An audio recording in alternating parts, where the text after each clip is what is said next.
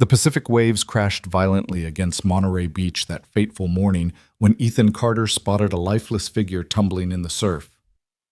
"Daddy, someone's drowning!" 6-year-old Mia screamed, her tiny finger pointing at the churning waters. In seconds, Ethan dove into the deadly current, not knowing he was about to save Rebecca Sterling, the billionaire CEO whose empire controlled his future. But it was Mia's terrified words that would change everything. "You scared me. I thought you'd never come back." Welcome to our story. Comment your city below to see how far our tale travels and stay with me until the very end. The morning sun barely pierced through the thick marine layer hanging over Monterey Beach as Ethan Carter zipped up his daughter's pink windbreaker. October mornings on the California coast carried a bite that tourists never expected, and locals knew better than to trust the deceptive sunshine that would burn through by noon. "Daddy, can we build a mermaid castle today?" Mia asked, her gap-toothed smile brightening despite the gray dawn. She clutched her plastic bucket decorated with seahorses, the same one they'd bought at the pier shop 3 summers ago when her mother was still around. "Sure thing, Princess," Ethan replied, adjusting her knit cap to cover her ears. "But first, let's find the perfect spot. Remember what I taught you about checking the tide lines?" Mia nodded solemnly, taking her beach duties seriously. At 6 years old, she'd become his little assistant in everything from sorting screws at his construction sites to measuring pancake batter on Sunday mornings. It had been just the two of them for almost 2 years now, ever since Lauren had decided that motherhood and marriage weren't compatible with her dreams of becoming an actress in Los Angeles. They walked hand in hand along the waterline, Ethan's work boots, leaving deep prints in the wet sand while Mia's light steps barely made an impression. The beach was nearly deserted at 7 in the morning, just a few joggers in the distance and an elderly man throwing tennis balls for his golden retriever. "Daddy, look at all the seaweed," Mia exclaimed, pointing at the massive kelp formations the overnight storm had deposited along the shore. "The mermaids must have had a party." Ethan chuckled, about to respond when something caught his eye. Among the dark tangles of kelp about 30 yards out where the waves were breaking, he saw something that made his blood run cold. It wasn't seaweed, it was a person. The body rolled limply with each wave, face-down arms splayed unnaturally. Dark hair fanned out like ink in the water. "Mia, stay here," Ethan commanded, his voice sharp with urgency as he dropped their beach bag. "Don't move, understand? Daddy what? Stay here." He was already running, ripping off his jacket as he crashed into the surf. The October Pacific hit him like 1,000 needles, the water probably barely 60 degrees. His jeans immediately became lead weights, but adrenaline propelled him forward. The waves were stronger than they looked from shore. The storm had stirred up powerful currents, and twice Ethan was knocked sideways by breakers that crashed over his head. Salt water burned his eyes and filled his mouth, but he kept swimming, his carpenter's arms pulling him through the churning water with desperate strength. When he reached the body, his worst fears were confirmed. It was a woman unconscious, her designer suit waterlogged and twisted around her slim frame. Her face had a blue tinge that sent panic shooting through Ethan's chest. How long had she been in the water? He grabbed her under the arms, trying to keep her head above water as he turned back toward shore. She was heavier than she looked, the water in her clothes adding dead weight. A wave crashed over them both, and for a terrifying moment, Ethan lost his grip. He dove under, finding her sinking form, and pulled her back up. Come on! Come on!" He grunted through gritted teeth, fighting against the current that seemed determined to pull them both out to sea. His feet finally found sand. He dragged her through the shallows, his muscles screaming, lungs burning. On the beach, he could hear Mia crying, calling for him, but he couldn't stop to comfort her. Not yet. He laid the woman on her back on the firm sand, immediately checking for a pulse. Nothing. Her lips were purple, her skin cold as winter marble. "Call 911, he shouted to the elderly man with the dog who had rushed over. The man fumbled for his phone while Ethan tilted the woman's head back, pinched her nose, and began CPR. 2 breaths, 30 compressions. 2 breaths, 30 compressions. "Please," he whispered between compressions. "Please don't die. Not in front of my daughter." He could hear Mia sobbing behind him, probably being held back by the growing crowd of mourning joggers who had stopped to help. Someone draped his discarded jacket over his wet shoulders, but he shrugged it off. He needed full range of motion. 2 breaths. 30 compressions. His arms ached. His own breathing was ragged. "Daddy!" Mia's voice cut through everything else. "Daddy, help her." Something about his daughter's plea gave him renewed strength. He compressed harder, faster, putting his full weight behind each push. "Come on!" he shouted at the unconscious woman. "You're not dying on this beach. You hear me? You're not doing this." Suddenly she convulsed. Water erupted from her mouth and nose in a violent spray. Ethan quickly turned her on her side as she vomited seawater, her body racked with painful spasms as it fought to expel the ocean from her lungs. She gasped a raw, desperate sound that was the most beautiful thing Ethan had heard in his life. Her eyes flew open, wild and unfocused hands clawing at the sand. "It's okay," Ethan said, supporting her head. "You're safe. You're on the beach. You're safe." Her eyes found his striking green eyes that seemed to look right through him even in their confused state. Her hand shot out and gripped his wrist with surprising strength. Don't go," she whispered hoarsely, her voice barely audible over the waves. "I'm not going anywhere," Ethan assured her, using his free hand to brush wet hair from her face. "The ambulance is coming. You're going to be okay." She tried to sit up, but he gently held her down. "Easy. You nearly drowned. You need to stay still." "The rocks," she mumbled, her eyes drifting closed again. "Slipped on the rocks, watching the sunrise." Ethan looked up the beach and saw the jetty about 100 yards north, its black rocks slick with algae. If she'd fallen there during high tide, the current would have pulled her right into the impact zone where the waves were strongest. Sirens wailed in the distance, growing louder. The crowd parted as 2 paramedics jogged across the sand with their equipment. Ethan started to move back, but the woman's grip on his wrist tightened. "Please," she whispered, those green eyes finding his again. "Stay." "Sir, we need to examine her," one of the paramedics said gently. "It's okay," Ethan told the woman. "These people are here to help you. I'll be right here." She reluctantly released his wrist and he stepped back to give the paramedics room. That's when Mia broke free from whoever had been holding her and crashed into his legs, wrapping her arms around him so tightly he could barely breathe. "You scared me," she sobbed into his soaked jeans. "You scared me so bad I thought you'd never come back. I thought you'd go away like Mommy." Ethan's heart shattered. He dropped to his knees and pulled Mia into his arms, not caring that he was soaking her clothes. "I'm here, baby. I'm right here. I'm not going anywhere, I promise." "You went in the big waves," she accused through her tears. "The scary waves that you always tell me never to go in." "I know, sweetheart, but someone needed help." "Is the lady okay?" Mia peeked over his shoulder at where the paramedics were working, placing an oxygen mask over the woman's face and wrapping her in thermal blankets. "I think so. We helped her, didn't we?" Mia nodded solemnly. "We're heroes." "You're my hero," Ethan said, kissing her forehead. "You were so brave staying right where I told you." The paramedics had the woman on a stretcher, now preparing to carry her to the ambulance. As they passed, she turned her head searching until she found Ethan. She weakly raised one hand from under the blanket, a small wave, a thank you. Her eyes held his for a long moment before the paramedics loaded her into the ambulance. "Sir." A police officer approached with a notepad. "You're the one who pulled her out." "Yeah," Ethan said, standing up with Mia still clinging to his leg. "You probably saved her life. That water's 58 degrees today. Another few minutes." The officer shook his head. "Can I get your name and contact information? The hospital might need to follow up." Ethan gave his information, his mind still reeling from the adrenaline crash. The officer took down his account of what happened, thanked him again, and left. The beach was returning to normal. The elderly man with the golden retriever approached, holding Ethan's jacket in their beach bag. "That was incredible, son," he said, his voice gruff with emotion. "Not many people would have gone in after her. These currents are deadly. Anyone would have—" "No," the man interrupted. "They wouldn't. I've lived here 40 years, seen too many people stand on the beach and watch. You're a hero, whether you want to admit it or not." The man walked away before Ethan could respond. He looked down at Mia, who was staring up at him with a mixture of awe and residual fear. "Daddy." "Yeah, princess."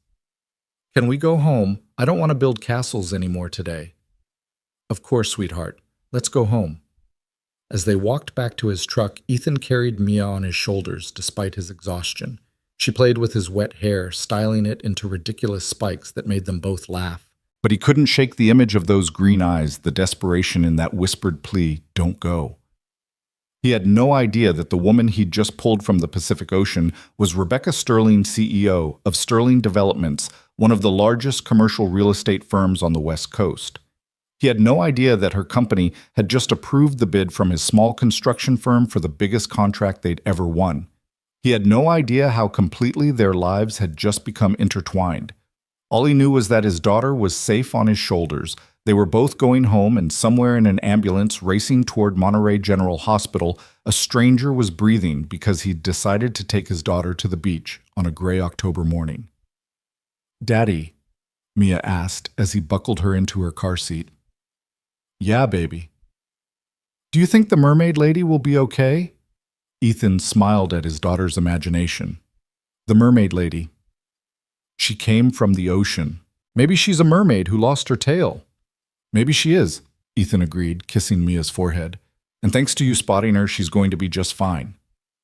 As they drove away from Monterey Beach, Ethan caught a glimpse of the ocean in his rear-view mirror. The sun had finally burned through the marine layer, turning the violent gray waves into sparkling blue gems. Beautiful and deadly, like everything in life worth saving. 3 days passed before Ethan's phone rang with an unknown number. He almost didn't answer too many robocalls lately, but something made him pick up. "Mr. Carter? This is Rebecca Sterling. You saved my life at Monterey Beach." The voice was different from the desperate whisper he remembered. This voice was strong, cultured, with an underlying warmth that made him grip the phone tighter. "Miss Sterling, I'm glad you're okay. Thanks to you. Mr. Carter, I need to thank you properly. Could we meet for coffee?" Ethan looked across his living room where Mia was coloring at the coffee table, her tongue stuck out in concentration. "That's not necessary, really. Anyone would have—" "Please." There was that word again, carrying the same weight as when she'd gripped his wrist on the beach.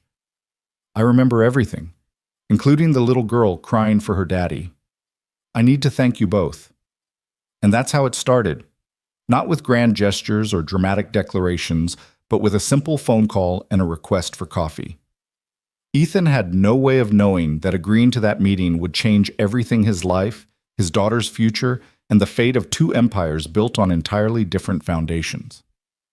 The construction site was buzzing with activity when Ethan arrived the next morning.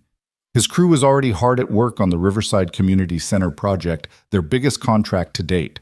$5 million to build a state-of-the-art facility that would serve underprivileged kids in East Monterey. It was the kind of project Ethan had dreamed about when he started Carter Construction 5 years ago, right after Lauren had announced she was pregnant. "Boss, you see the news?" His foreman Miguel jogged over with his phone extended. "That woman you saved, she's all over the business section." Ethan took the phone and nearly dropped it. The headline read, "Sterling Development CEO survives near drowning at Monterey Beach." Below was a professional headshot of the woman he'd pulled from the waves, though she looked nothing like the pale, lifeless figure he'd dragged onto the sand. In the photo, Rebecca Sterling was polished perfection, sharp blazer, confident smile, eyes that commanded attention. "Holy shit," Ethan breathed. "She's Rebecca Sterling. You saved the Rebecca Sterling." Miguel's eyes were wide. "Dude, her company owns half of downtown. They're the ones who approved our bid for this place." Ethan handed back the phone, his mind racing. The woman who'd gripped his wrist with desperate strength, who'd looked at him like he was her lifeline, was one of the most powerful real estate developers in California, and she wanted to have coffee with him. "You gonna meet her?" Miguel asked. "She wants to thank me." "And Mia," Miguel whistled low. "Man, when you save someone's life, you don't mess around. You should ask her for a raise on the contract." "Miguel, I'm kidding. Mostly.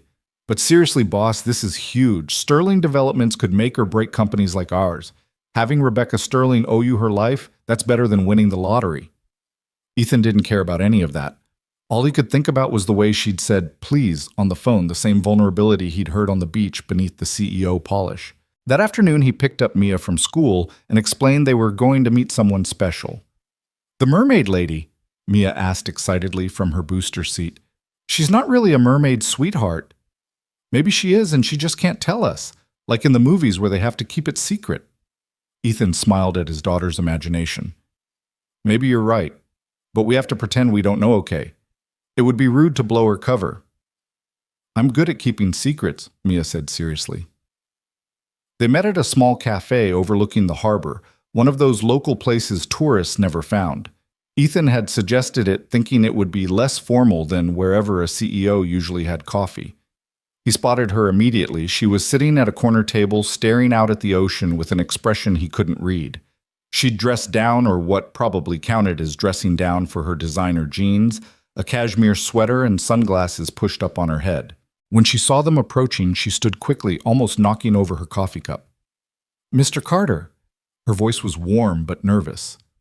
Then her eyes dropped to Mia, and her entire face softened. "And you must be the brave little girl I've heard about." Mia, suddenly shy, pressed against Ethan's leg. "I'm Mia. It's wonderful to meet you, Mia. I'm Rebecca." She crouched down to Mia's level, a move that surprised Ethan. "Your daddy told me you were the one who spotted me in the water. You're my hero." "Daddy's the hero," Mia corrected. "He went in the scary waves."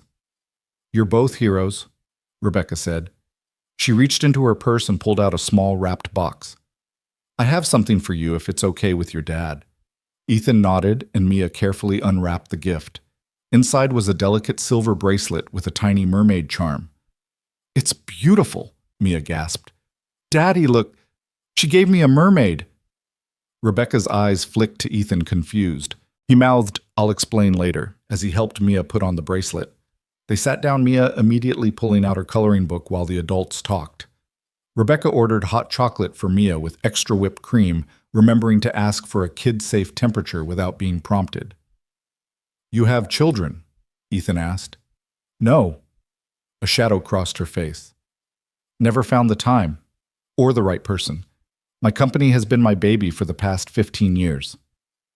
"Must be lonely." The words were out before Ethan could stop them. He immediately kicked himself. Who was he to comment on her life? But Rebecca just smiled sadly. "Yes, it is. Especially when you nearly die and realize the only person who'd really miss you is your assistant, and that's mainly because she'd have to find a new job." "I'm sure that's not true." "Isn't it?" She took a sip of her coffee. "I've built an empire, Mr. Carter. Sterling Developments has 42 projects in progress, 800 employees, and a portfolio worth $2 billion. But when I was drowning in that water, all I could think was that no one would even know I was gone until Monday's board meeting." The raw honesty in her voice caught him off guard. This wasn't the polished CEO from the newspaper photo. This was the vulnerable woman from the beach. "Why were you out there alone?" he asked gently. "The article said you were watching the sunrise, but those rocks are dangerous even at low tide." Rebecca was quiet for a moment, watching Mia color a picture of a princess. "My father used to take me to that exact spot when I was her age. Every Sunday morning we'd watch the sunrise together. He'd tell me stories about how he was going to build something that mattered, something that would last longer than both of us. Sterling Developments was his dream first. He died 2 years ago, lung cancer. I've been running the company since, trying to honor his vision, but..." She trailed off, then seemed to shake herself. "I'm sorry. You didn't agree to coffee to hear my life story." "I agreed to coffee because you asked," Ethan said simply. "And because my daughter hasn't stopped talking about the mermaid lady for 3 days. Mermaid lady. Daddy says you came from the ocean," Mia piped up, not looking up from her coloring.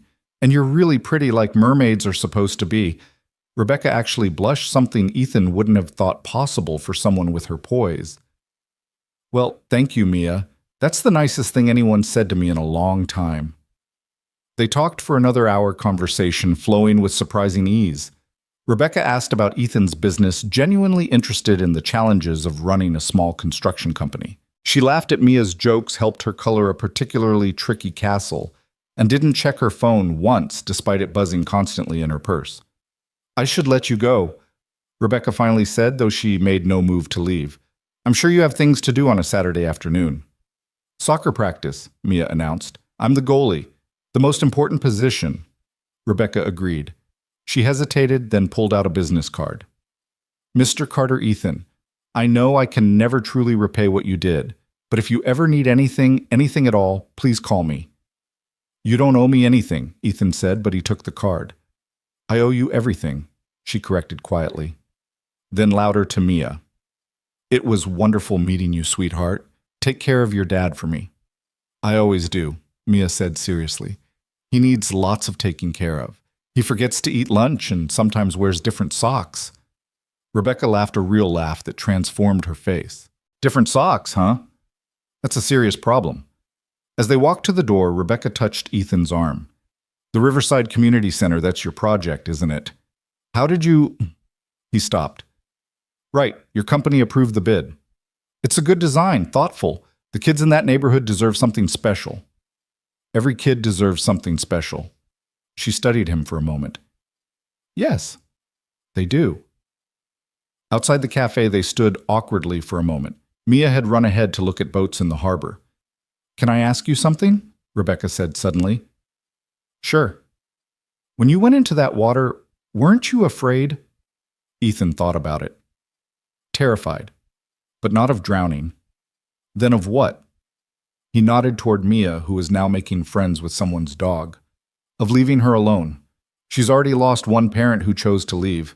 I couldn't let her lose another. Rebecca's eyes glistened. She's lucky to have you. I'm the lucky one. They shook hands, a formal gesture that felt wrong somehow after everything. Her hand was warm and soft, nothing like the desperate grip from the beach. She held on a second longer than necessary.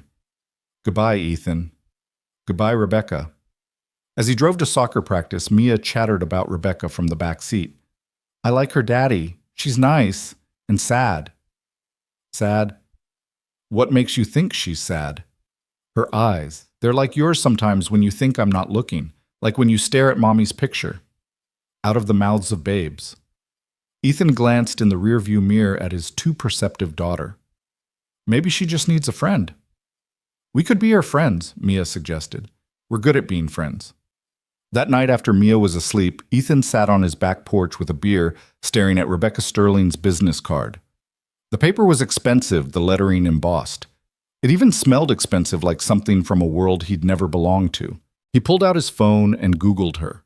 The results were overwhelming. Articles about her takeover of Sterling Developments after her father's death. Pictures of her at galas and charity events always alone, despite being surrounded by people. A profile in Forbes calling her the ice queen of real estate that made him angry for reasons he couldn't explain. She wasn't ice. Ice was brittle cold, lifeless. The woman he'd pulled from the ocean, the one who'd bought his daughter a mermaid bracelet and remembered to order kid-temperature hot chocolate, she was flesh and blood and pain and loneliness wrapped in designer armor. His phone buzzed, a text from an unknown number. Thank you again for today, and for 3 days ago, and for not treating me like a CEO. Rebecca. He stared at the message for a long time before typing back. Thank you for making my daughter believe in mermaids again. 3 dots appeared, disappeared, appeared again. Finally, maybe we all need to believe in magic sometimes. Ethan smiled and set down his phone. In the distance, he could hear the ocean constant and eternal. The same ocean that had nearly claimed her, that had brought them together, that would always remind them both how fragile and precious life really was. He had no idea that in a gleaming office tower 20 miles away, Rebecca Sterling was standing at her floor-to-ceiling windows, looking out at that same ocean, holding her phone and reading his message over and over. He had no idea she hadn't felt this alive since before her father died. He had no idea that she'd already pulled his company's files studying his work, his proposal for the community center, the careful attention to detail that spoke of a man who built things to last. And neither of them had any idea that in less than a week, everything would become infinitely more complicated. That corporate politics and personal vendettas would threaten to destroy everything they were both trying to build. That a second chance at life would become a fight for both their futures. But for now, in this moment, they were just two people who'd found each other in the most unlikely way, through salt water and desperation, through a child's tears and a mermaid's bracelet through the simple act of one human being refusing to let another slip away into the depths. The ocean kept its rhythm indifferent to human drama, carrying secrets and possibilities in equal measure. And somewhere between the tides, two lives that should never have intersected were beginning to flow together, as inevitable and powerful as the sea itself. The following Monday morning arrived with an unusual phone call that would change the trajectory of everything. Ethan was reviewing blueprints at the construction site when his phone rang Rebecca Sterling's office. "Mr. Carter, this is Jennifer, Ms. Sterling's assistant. She'd like to schedule a site visit to the Riverside Community Center project this afternoon if you're available." Ethan nearly dropped his coffee. Site visits from Sterling Development's executives weren't unusual, but the CEO herself. That was unheard of. "Of course. What time works for her, Mahmoud?" 2:00. "She's particularly interested in seeing the progress on the children's wing." After hanging up, Miguel appeared at his shoulder. "Boss, you look like you've seen a ghost." "Rebecca Sterling is coming here. Today." Miguel's eyes widened. "The mermaid lady is coming to our construction site." Word spread through the crew like wildfire. By 1:30, everyone had mysteriously found reasons to be working in visible areas. Hard hats, cleaned safety vests, properly fastened. Ethan had never seen his team look so professional. At exactly 2:00, a black Tesla pulled up to the site. Rebecca emerged and Ethan's breath caught. She'd traded her casual weekend attire for full CEO armor, a perfectly tailored navy suit heels that somehow navigated the construction debris with grace and an air of authority that made several of his workers stop mid-hammer. But when her eyes found his, he saw a flicker of the vulnerable woman from the cafe. "Mr. Carter," she said formally, extending her hand. "Thank you for accommodating this visit." "Ms. Sterling," he replied, matching her professional tone despite the absurdity of the formality between them. She was accompanied by two other executives, a sharp-faced man introduced as Victor Hale, Vice President of Operations, and a younger woman named Sandra from the Finance Department. Victor's handshake was unnecessarily firm, his smile not reaching his eyes. "So you're the hero who saved our CEO," Victor said, his tone carrying an undercurrent Ethan couldn't quite identify. "Lucky timing." "Lucky for everyone," Rebecca interjected smoothly, but Ethan noticed the slight tension in her jaw. They toured the site, Ethan explaining the progress, the innovative approaches they'd taken to maximize the space while staying under budget. Rebecca asked intelligent questions, clearly having done her homework. She understood construction in a way that surprised him, knowing about load-bearing walls, foundation requirements, even the latest sustainable building materials. "You've studied architecture," Ethan observed as they stood in what would become the art room. "My father insisted," she replied, running her hand along a beam. "He said you can't build an empire without understanding foundations, both literal and metaphorical." Victor cleared his throat loudly. "Speaking of foundations, I noticed some discrepancies in the latest inspection reports." "What discrepancies?" Ethan asked, his stomach tightening. "Nothing major," Victor said with a smile that suggested otherwise. "Just some questions about the steel grade specifications. I'm sure it's nothing."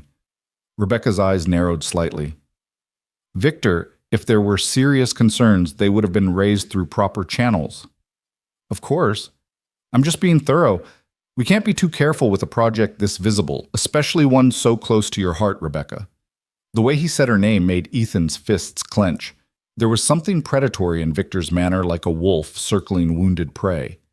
They continued the tour, but the atmosphere had shifted.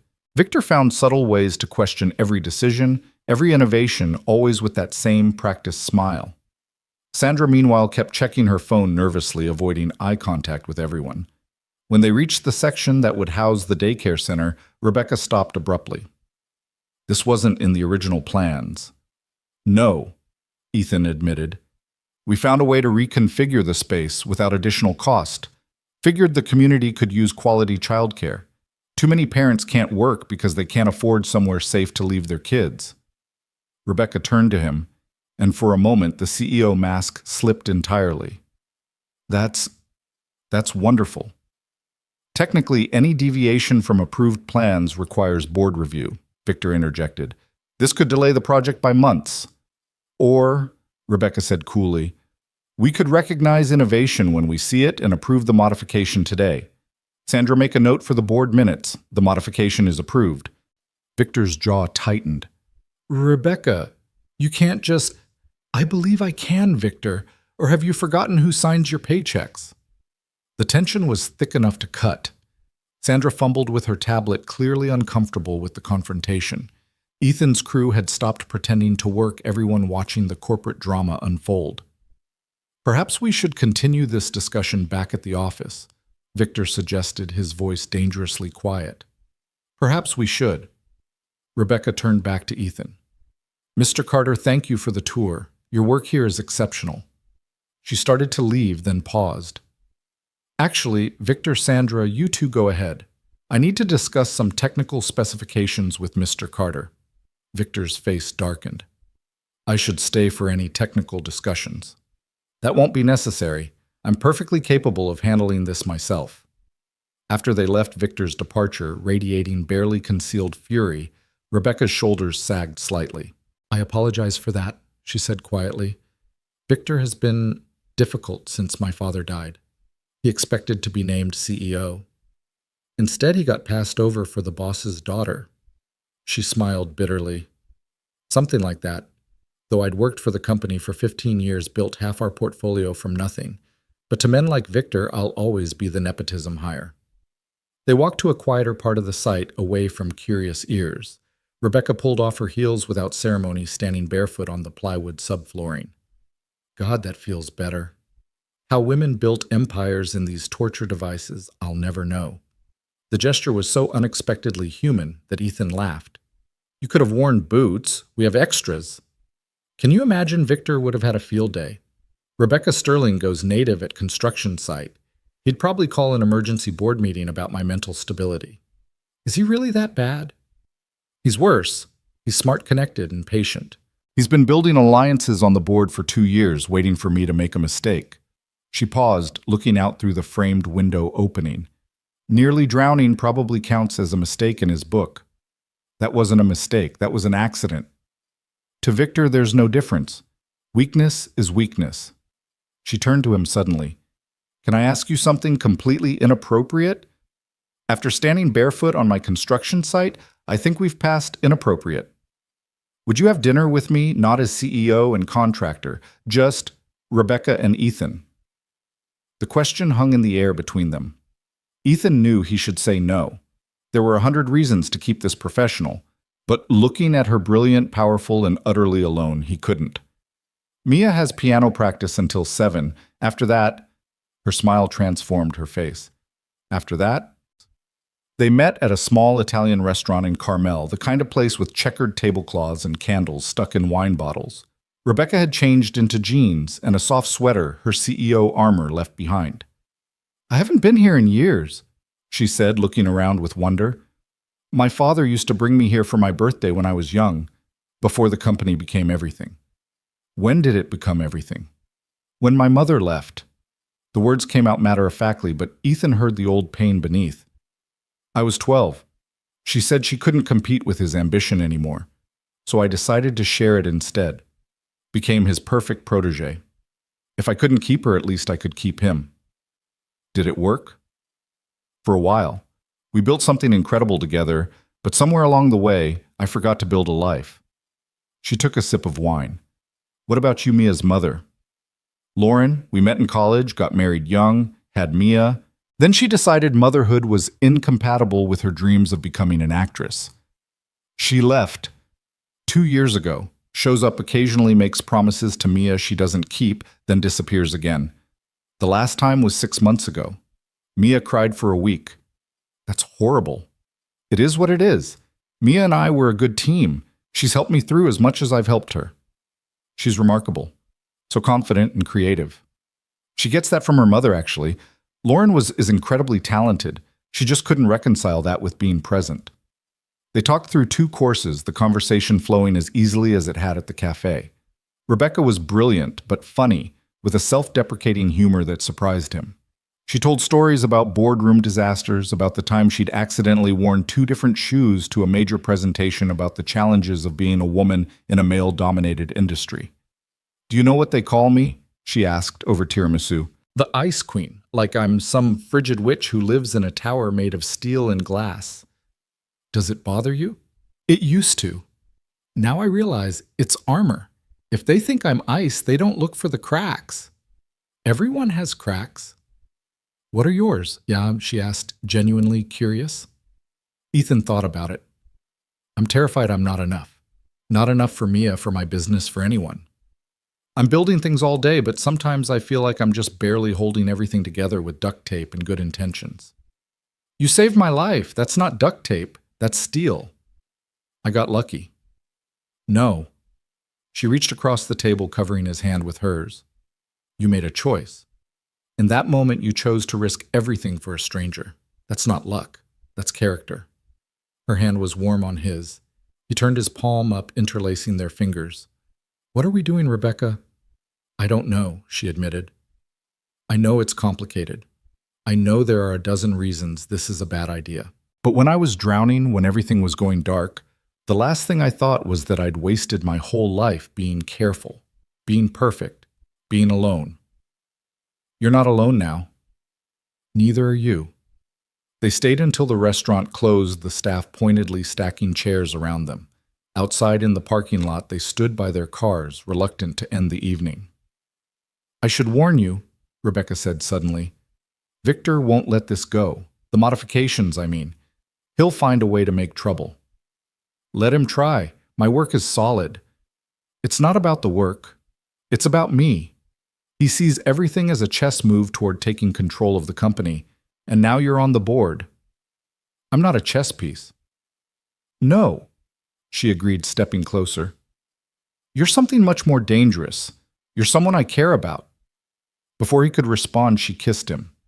It was soft, tentative, nothing like the confident CEO who commanded boardrooms. When she pulled back, her eyes were vulnerable. Was that another bad idea? She asked. Probably, he said, then kissed her again. But I'm starting to like bad ideas. Over the next few weeks, they fell into a pattern. Official site visits where they maintained professional distance, followed by quiet dinners where they didn't. Mia joined them sometimes. Rebecca teaching her to use chopsticks at a Japanese restaurant, helping her with homework at Ethan's kitchen table, reading her bedtime stories when she stayed late. She's never had this, Mia confided one night when Rebecca was in the bathroom. A mom who stays. Rebecca's not, Ethan started, but Mia interrupted. I know she's not my mom, but she stays. She shows up. She remembers things. That's what moms are supposed to do, right? Ethan's heart broke a little. Yeah, baby, that's what they're supposed to do. The trouble started 3 weeks after that first dinner.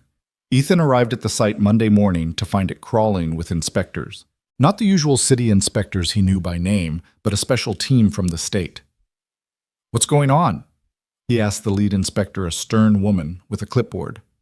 Anonymous complaint about substandard materials. We'll need to halt work until we complete a full review. That could take weeks. Then I suggest you have all your documentation ready. Ethan spent the day pulling records proving every beam, every bolt, every bag of concrete met or exceeded specifications. His phone buzzed constantly, Rebecca calling, but he couldn't answer, not until he understood what was happening. That evening, she showed up at his house unannounced, still in her work clothes, but looking haggard. It's Victor, she said without preamble. The inspection, the anonymous complaint, it's all him. You're sure? He practically bragged about it in the board meeting today, said we needed to be more careful about oversight, especially on projects I'm emotionally invested in. He knows about us. He suspects. That's enough. She sank onto his couch, head in her hands. I'm so sorry, Ethan. I should have seen this coming. Hey. He sat beside her, pulling her against him. This isn't your fault. Isn't it? I knew what Victor was capable of. I should have kept things professional between us. Do you regret it? She looked up at him. No, never. These past few weeks, I've felt more alive than I have in years, but I won't let him destroy your business because of me. My business will be fine. My work speaks for itself. You don't understand. Victor has connections everywhere. Inspectors, suppliers, even some of your subcontractors. He can make your life hell. Then we fight back. With what? He's careful. Nothing traceable to him directly.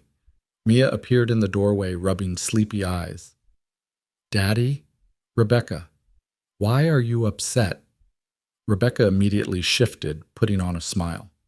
We're not upset, sweetheart. Just talking about grown-up work stuff. Mia patted over and climbed into Rebecca's lap without hesitation. When I'm upset, Daddy says to name 5 things I can see 4, I can hear 3, I can touch 2, I can smell, and 1 I can taste. It helps. Rebecca hugged her tightly. That's very wise. Your daddy's pretty smart. He is, Mia agreed. But you're smart too. Together you're super smart. That's better than one smart right out of the mouths of babes again. Rebecca looked at Ethan over Mia's head, something shifting in her expression. You're absolutely right, Mia. Together is better. After Mia went back to bed, they strategized. Rebecca would handle the corporate side, documenting Victor's interference. Ethan would focus on getting the inspections cleared, proving his work was beyond reproach. There's something else, Rebecca said as she prepared to leave. The company gala is next week. If I show up alone again, it reinforces Victor's narrative that I'm isolated weak. But if I show up with you, it declares war. Yes, I won't ask you to. What time should I pick you up? She stared at him. Ethan, this will change everything. Once we're public, there's no going back. Rebecca, I jumped into freezing water for you before I even knew your name. You think I'm scared of some corporate sharks in tuxedos? She kissed him then, fierce and grateful. How did I get so lucky? Maybe you used up all your bad luck in the ocean. The week of the gala was torture. The state inspections dragged on each day, bringing new concerns that required documentation. 2 of Ethan's subcontractors suddenly had scheduling conflicts. A shipment of materials arrived, damaged the supplier, claiming the order had been changed at the last minute. Miguel worked 18-hour days beside him, refusing to give up. We've built this company from nothing, boss. Some suit isn't going to tear it down. The night before the gala, Ethan was still at the site at midnight, going over paperwork by floodlight, when Rebecca appeared with Chinese takeout and coffee. You need to sleep, she said, unpacking containers. You can't fight if you're exhausted. Can't sleep, too much to do. Ethan. She took his face in her hands. Look at me. The inspection is almost done. Your documentation is perfect. Tomorrow night we show everyone that neither of us is alone anymore. Victor wants a war. We give him one.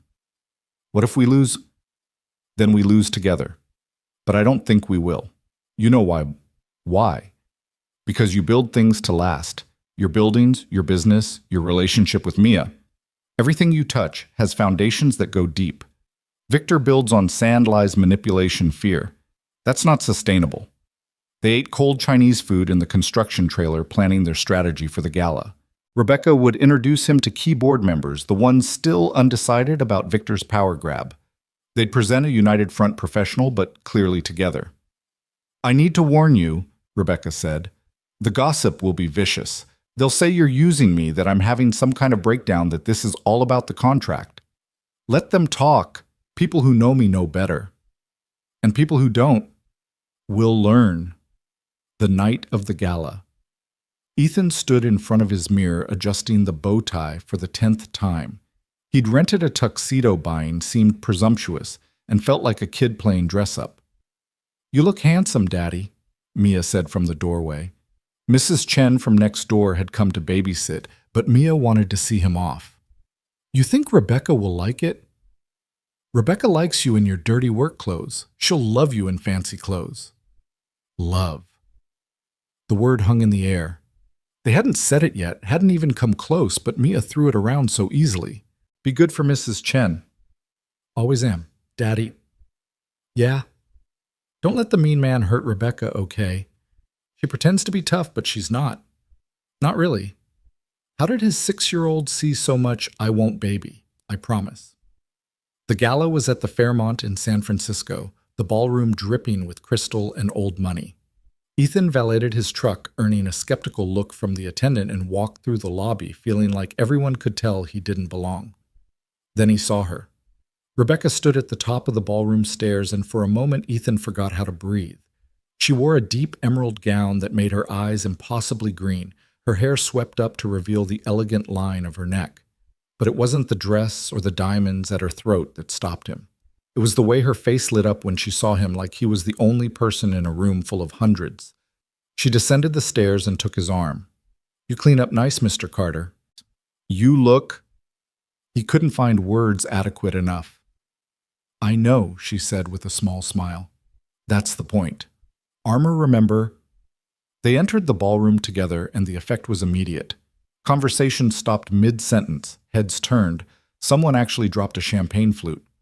"Steady," Rebecca murmured. "Here comes the first wave." A group of board members approached, led by an elderly man with sharp eyes. Rebecca stunning as always, and this must be the famous Mr. Carter. "Ethan Carter." "This is William Chen, our board chair." Ethan shook hands, noting the firm grip and evaluating gaze. "So you're the hero who pulled our CEO from the Pacific. We owe you a debt." "Just did what anyone would do, sir." "No," William said thoughtfully. "I don't think you did. Rebecca might—" "I steal Mr. Carter for a moment. I'd like to hear about the community center project." Rebecca squeezed Ethan's arm before letting go. As William led him away, Ethan heard him say quietly, "Victor's been making noise about your modifications. I'd like to hear your side." For the next hour, Ethan found himself in the surprising position of defending not just his work, but his vision. William Chen, it turned out, had grown up in East Monterey. He understood what the community center could mean. "Victor says you deviated from approved plans," William noted. "I improved them, at no additional cost." "And Rebecca approved these improvements?" "She recognized their value, yes. I'm sure she did."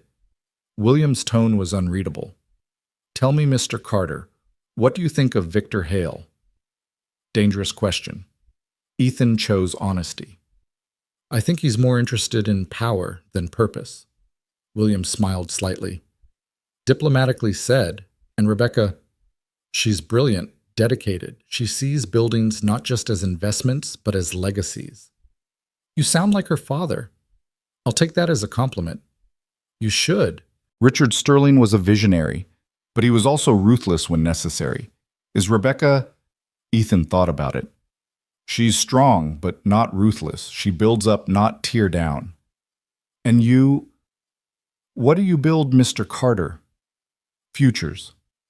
For my daughter, for communities that need hope, for—" He stopped. "For Rebecca. If she'll let me." William clapped him on the shoulder. "Good answer. Now let's go rescue her from the sharks. She's been cornered by Victor and his cronies." They found Rebecca surrounded by a small group, Victor holding court. His voice carried over the music. "Emotional decision-making that puts the company at risk. First, the near-drowning incident, now this questionable relationship with a contractor. The board has to wonder about her judgment."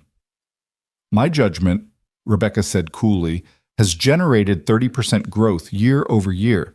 What has yours generated, Victor?" "Besides hot air." A few people laughed nervously. Victor's face darkened. "Your father would be disappointed." The room went silent. It was a low blow, perfectly calculated. Rebecca's composure cracked slightly, pain flashing across her face. That's when Ethan stepped forward. "Actually, I think he'd be proud. She's taking his vision and making it better. Building communities, not just profits. Creating spaces where families can thrive, not just survive." Victor turned on him. "Mr. Carter, how convenient that you're here considering your project is under investigation." "An investigation based on false allegations. Every inspection has come back clean. You know that, of course. Just like you know who made those anonymous complaints." "That's a serious accusation." "Yes," Ethan said simply. "It is." The tension was electric. Then William Chen spoke. "Victor, I've reviewed the inspection reports myself. Mr. Carter's work is exemplary. In fact, I'm recommending to the board that we expand our contract with Carter Construction." Victor's jaw dropped. "William, you can't be serious." "I'm always serious about quality, Victor. Something you might remember before making any more anonymous complaints." The threat was subtle but clear.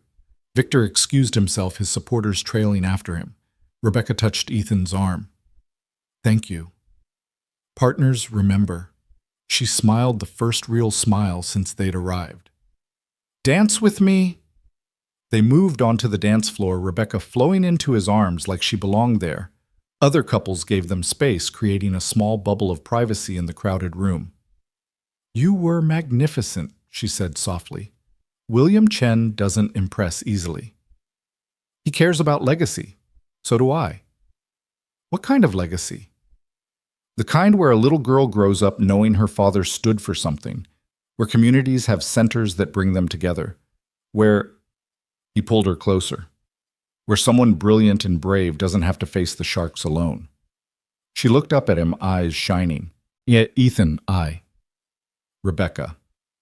There you are. They broke apart as a woman approached, tall and elegant with calculating eyes. She looked familiar, though Ethan couldn't place her. Lawrence hit, Rebecca said, her voice carefully neutral. I didn't know you were in town. Lauren. The name hit Ethan like ice water. His ex-wife stood there in a designer gown, looking like she'd never left the high society she'd always craved. I wouldn't miss the social event of the season, Lauren said, her eyes fixed on Ethan. Hello, darling. You look well. Lauren, his voice was flat. What are you doing here? Victor Hale invited me. He thought I might be interested in hearing about your new situation. Her gaze shifted to Rebecca. So you're the woman who's turned my ex-husband into a knight in shining armor. And you're the woman who walked away from him and Mia, Rebecca replied calmly. Lauren's smile was sharp. Is that what he told you? There are always two sides to every story. Not to this one, Ethan said firmly. You made your choice, Lauren. You don't get to rewrite history now. Don't I? Victor seems very interested in my perspective, especially regarding your fitness as a father, all these late nights with a new girlfriend, leaving Mia with babysitters. The threat was clear. Ethan felt rage building, but Rebecca's hand on his arm stopped him. Mrs. Carter, or is it Ms.? Now, I'm Rebecca Sterling. I'm sure you're aware that any custody dispute would require significant legal resources, the kind that Sterling Development's legal team handles regularly, the kind that would examine in detail 2 years of abandonment, every missed birthday, every broken promise, every time Mia cried for a mother who chose Hollywood over her. Lauren's composure cracked. You can't threaten me. I'm not threatening. I'm stating facts. Just as it's a fact that Victor Hale is using you to hurt Ethan and by extension me. You're a tool to him, nothing more. When he's done, he'll discard you just as easily as you discarded your family. How dare you? I dare because I care about them. Both of them. Something you never understood. Rebecca stepped closer. So here's what's going to happen. You're going to walk away. From this gala, from Victor's schemes, from any thought of disrupting Mia's life. In return, I won't use every resource at my disposal to ensure you never get within 100 yards of that little girl again. Lauren looked between them, perhaps seeing for the first time that Ethan wasn't alone anymore. This isn't over. Yes, Ethan said quietly. It is. It was over the day you walked out. Go back to LA, Lauren. There's nothing for you here. She left her exit less dramatic than she probably hoped. Rebecca sagged slightly against him. I'm sorry, she whispered. I shouldn't have. You were perfect. Absolutely perfect. She's Mia's mother. I had no right. You had every right. You've been more of a mother to Mia in 2 months than Lauren was in 4 years. They were drawing stares again, the confrontation having attracted attention. Rebecca straightened armor, sliding back into place. We should circulate, show them we're unbothered. But as they moved through the crowd, Ethan felt the shift. The whispers were different now, less scandalized, more respectful. Rebecca had publicly claimed him and Mia as hers to protect. In this world of careful alliances and calculated relationships, such genuine emotion was rare. Near midnight, they escaped to a balcony overlooking the city. The lights of San Francisco spread below them like earthbound stars. I used to come out here during these things, Rebecca said, leaning against the railing. Stand here alone and wonder what it would be like to have someone to escape with. And now? Now I know. She turned to him. Ethan, what are we doing? Really? Building something. What kind of something? He thought about it, choosing his words carefully. The kind built on solid foundations, the kind that lasts, the kind that can weather storms and attempted demolitions and corporate takeovers. You make it sound like a construction project. Maybe it is. The best kind where two separate structures become one stronger building. She moved into his arms. I love that you see the world in terms of building. Most people in my world only know how to tear down. Then they're in the wrong world. Maybe I am too. No. He tilted her chin up. You're exactly where you need to be, changing it from the inside, making it better. With you. If you'll have me and my precocious daughter, and my small company, and my complete inability to play corporate games. That's what I love about you, she said. Then froze. The word hung between them, loaded with meaning. Rebecca. I know it's too soon. I know we've only known each other 2 months.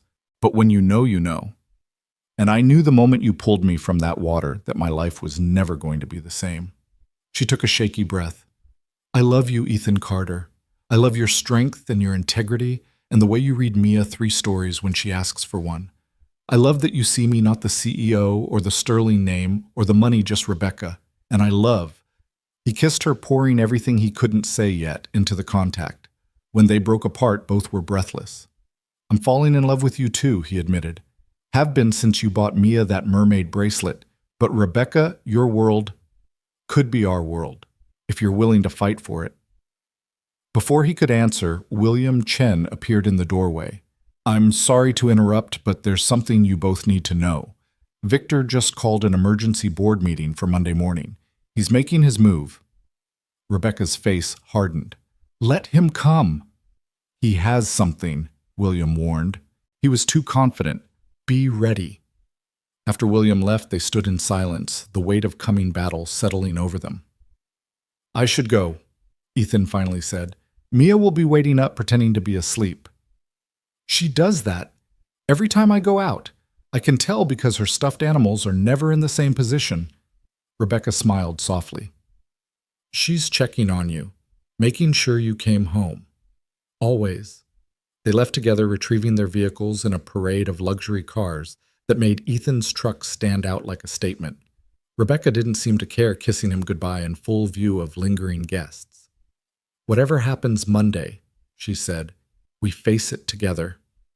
Together, he agreed. The weekend before the emergency board meeting passed in a blur of preparation and dread. Rebecca spent Saturday at Ethan's kitchen table, surrounded by financial documents and legal briefs, while Mia practiced piano in the living room. The domestic normalcy of it all. Rebecca in reading glasses she'd never wear at the office, Ethan, making grilled cheese sandwiches, Mia occasionally wandering over to show them a drawing, stood in stark contrast to the corporate war they were preparing to fight. He'll attack the relationship, Rebecca said, highlighting another section of the company bylaws. Claim it's a conflict of interest, that I'm giving preferential treatment to your company. Are you? Ethan asked, setting a sandwich in front of her. No. Your bid was the best, lowest cost, highest quality, most innovative design. I actually recused myself from the final vote to avoid any appearance of impropriety, which Victor will conveniently forget to mention. Of course. She pulled off her glasses, rubbing her eyes. There's something else. Victor's been gathering proxy votes.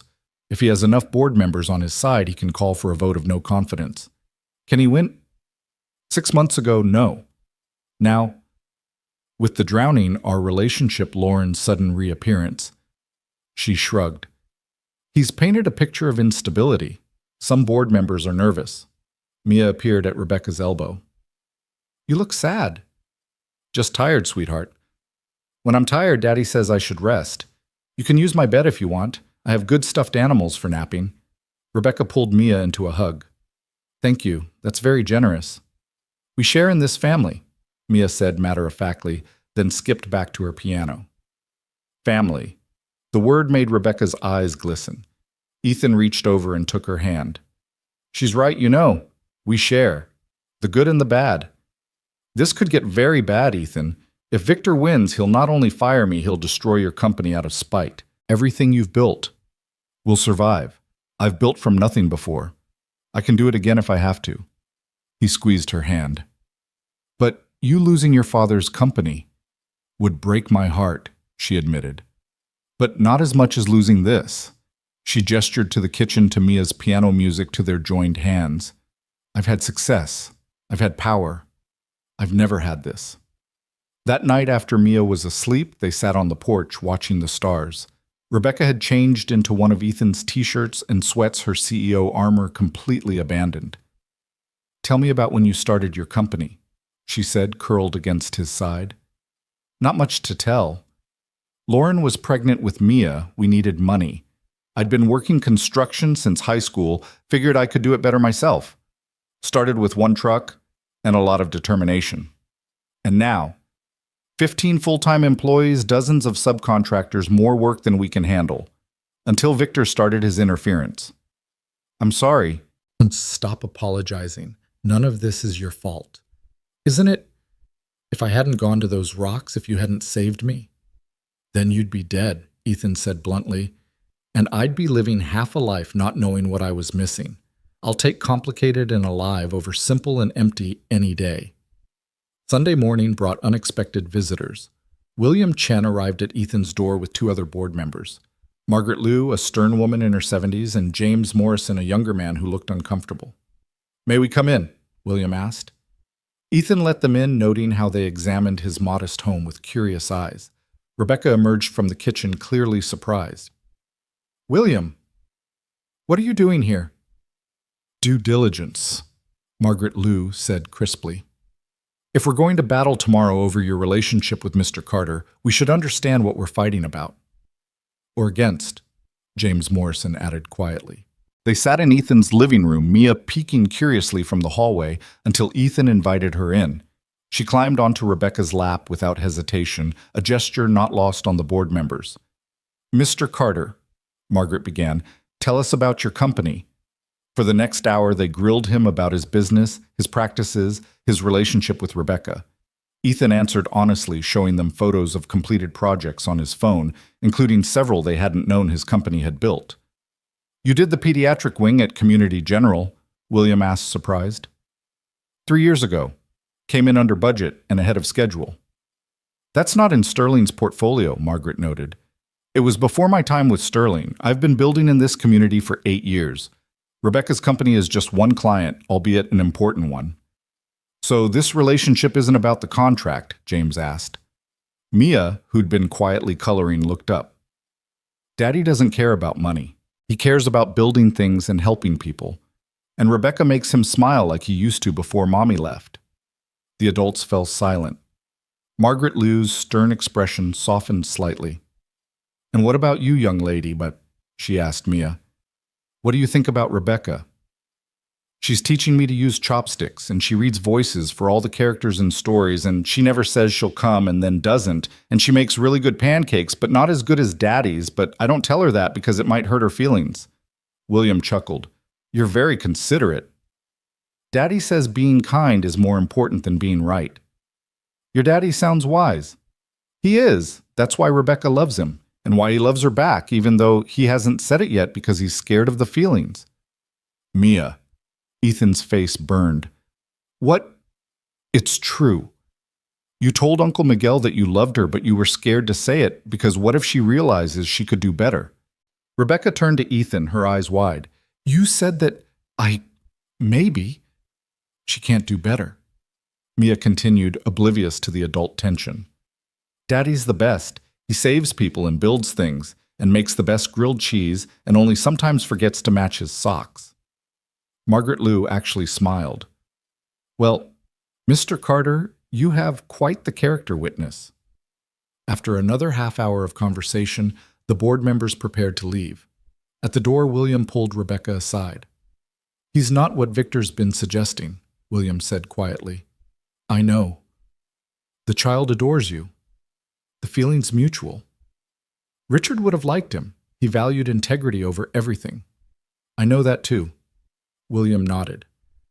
Tomorrow will be difficult. Victor has something he's too confident. Be prepared for anything. After they left, Rebecca collapsed on the couch. That was unexpected. But good, Ethan asked. I think so. Margaret Liu hasn't smiled in a board meeting in 5 years, and she actually laughed at one of Mia's stories. Our secret weapon, Ethan said, ruffling his daughter's hair. Can I come tomorrow? Mia asked. No, sweetheart. It's a grown-up meeting. Grown-ups make everything complicated. Mia sighed, returning to her coloring. That evening, Rebecca's phone rang constantly. Board members, executives, reporters who'd caught wind of tomorrow's meeting. She ignored them all, focusing instead on helping Mia with a puzzle while Ethan cooked dinner. Whatever happens, she said suddenly, this has been worth it. These moments, this feeling of belonging somewhere, it's worth everything else. Monday morning arrived gray and foreboding. Ethan dressed carefully in his best suit, the one he'd bought for his wedding and worn to his father's funeral. 2 beginnings and endings, and now possibly another. I should be there, he said, as Rebecca prepared to leave. No, your presence would just give Victor more ammunition. I need to face this myself. You're not by yourself. William's on your side, and after yesterday, probably Margaret too. 3 votes out of 12. Then convince the others. You're brilliant, Rebecca. Show them why you deserve to lead. She kissed him goodbye, and he tasted her fear beneath the determination. I love you, she whispered against his lips. I love you too. We've already won the important thing. Everything else is just details. After she left, Ethan tried to focus on work, but concentration was impossible. He drove to the community center site where his crew was making progress despite the harassment. Miguel took one look at him and pulled him aside. Board meeting today. Yeah. She'll win. That woman's a fighter. What if she doesn't? Then we fight harder. We've weathered worse storms, boss. But had they? By noon, with no word from Rebecca, Ethan's nerves were frayed. He was reviewing invoices when his phone rang. Not Rebecca, but William Chen. You need to see this, William said without preamble. Check your email. Ethan opened the attachment and felt his blood turn to ice. It was a photograph from some charity event 2 years ago. Lauren was there, glamorous in a red dress, standing next to Victor Hale. They were clearly together, his arm around her waist, both smiling for the camera. They've been planning this, William said. Victor and your ex-wife. This photo was taken 3 months before Rebecca's father died. He's been planning to take over the company that long. Longer, and apparently he's been cultivating allies, including Lauren. The question is why she would... William paused. Mr. Carter, is there any reason Lauren would want to hurt you specifically? Ethan thought about it. I got primary custody. The court ordered her to pay child support, which she never has. I haven't pursued it because I just wanted her gone. Money, William said grimly. Victor probably offered her money to come back to create chaos. The meeting is recessing for lunch. Rebecca's holding her own, but Victor just played his trump card, which is security footage from the Fairmont. It shows Rebecca and you on the balcony, but the angle, it looks compromising, like you were pushing her against the railing. He's suggesting your relationship is volatile, that you might be dangerous. That's insane. Of course it is, but combined with the inspection complaints, Lauren's sudden reappearance, and Rebecca's recent instability, he's painting a picture. Some board members are wavering. What can I do? Can you get here?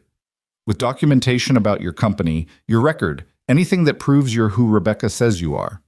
Give me an hour. Ethan called Miguel to bring everything from the office, contracts, commendations, letters from satisfied clients. Then he called Mrs. Chen to pick up Mia from school. His daughter would have to wait. Rebecca needed him now.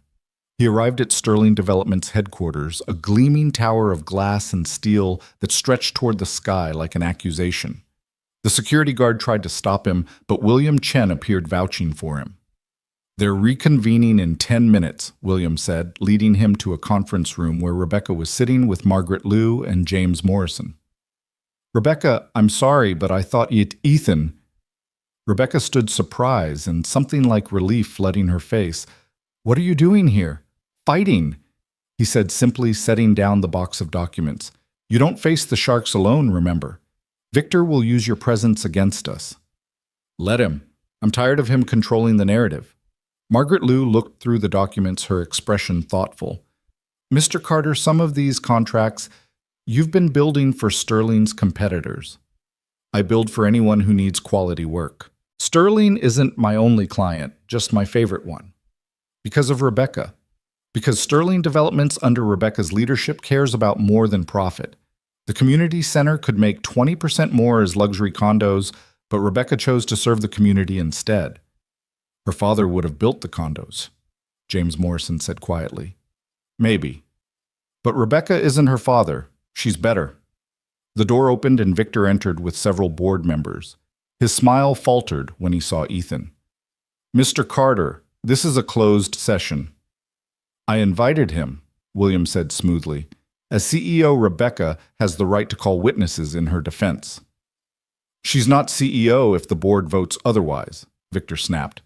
But I am until that vote, Rebecca said, standing, and I'm tired of your games, Victor.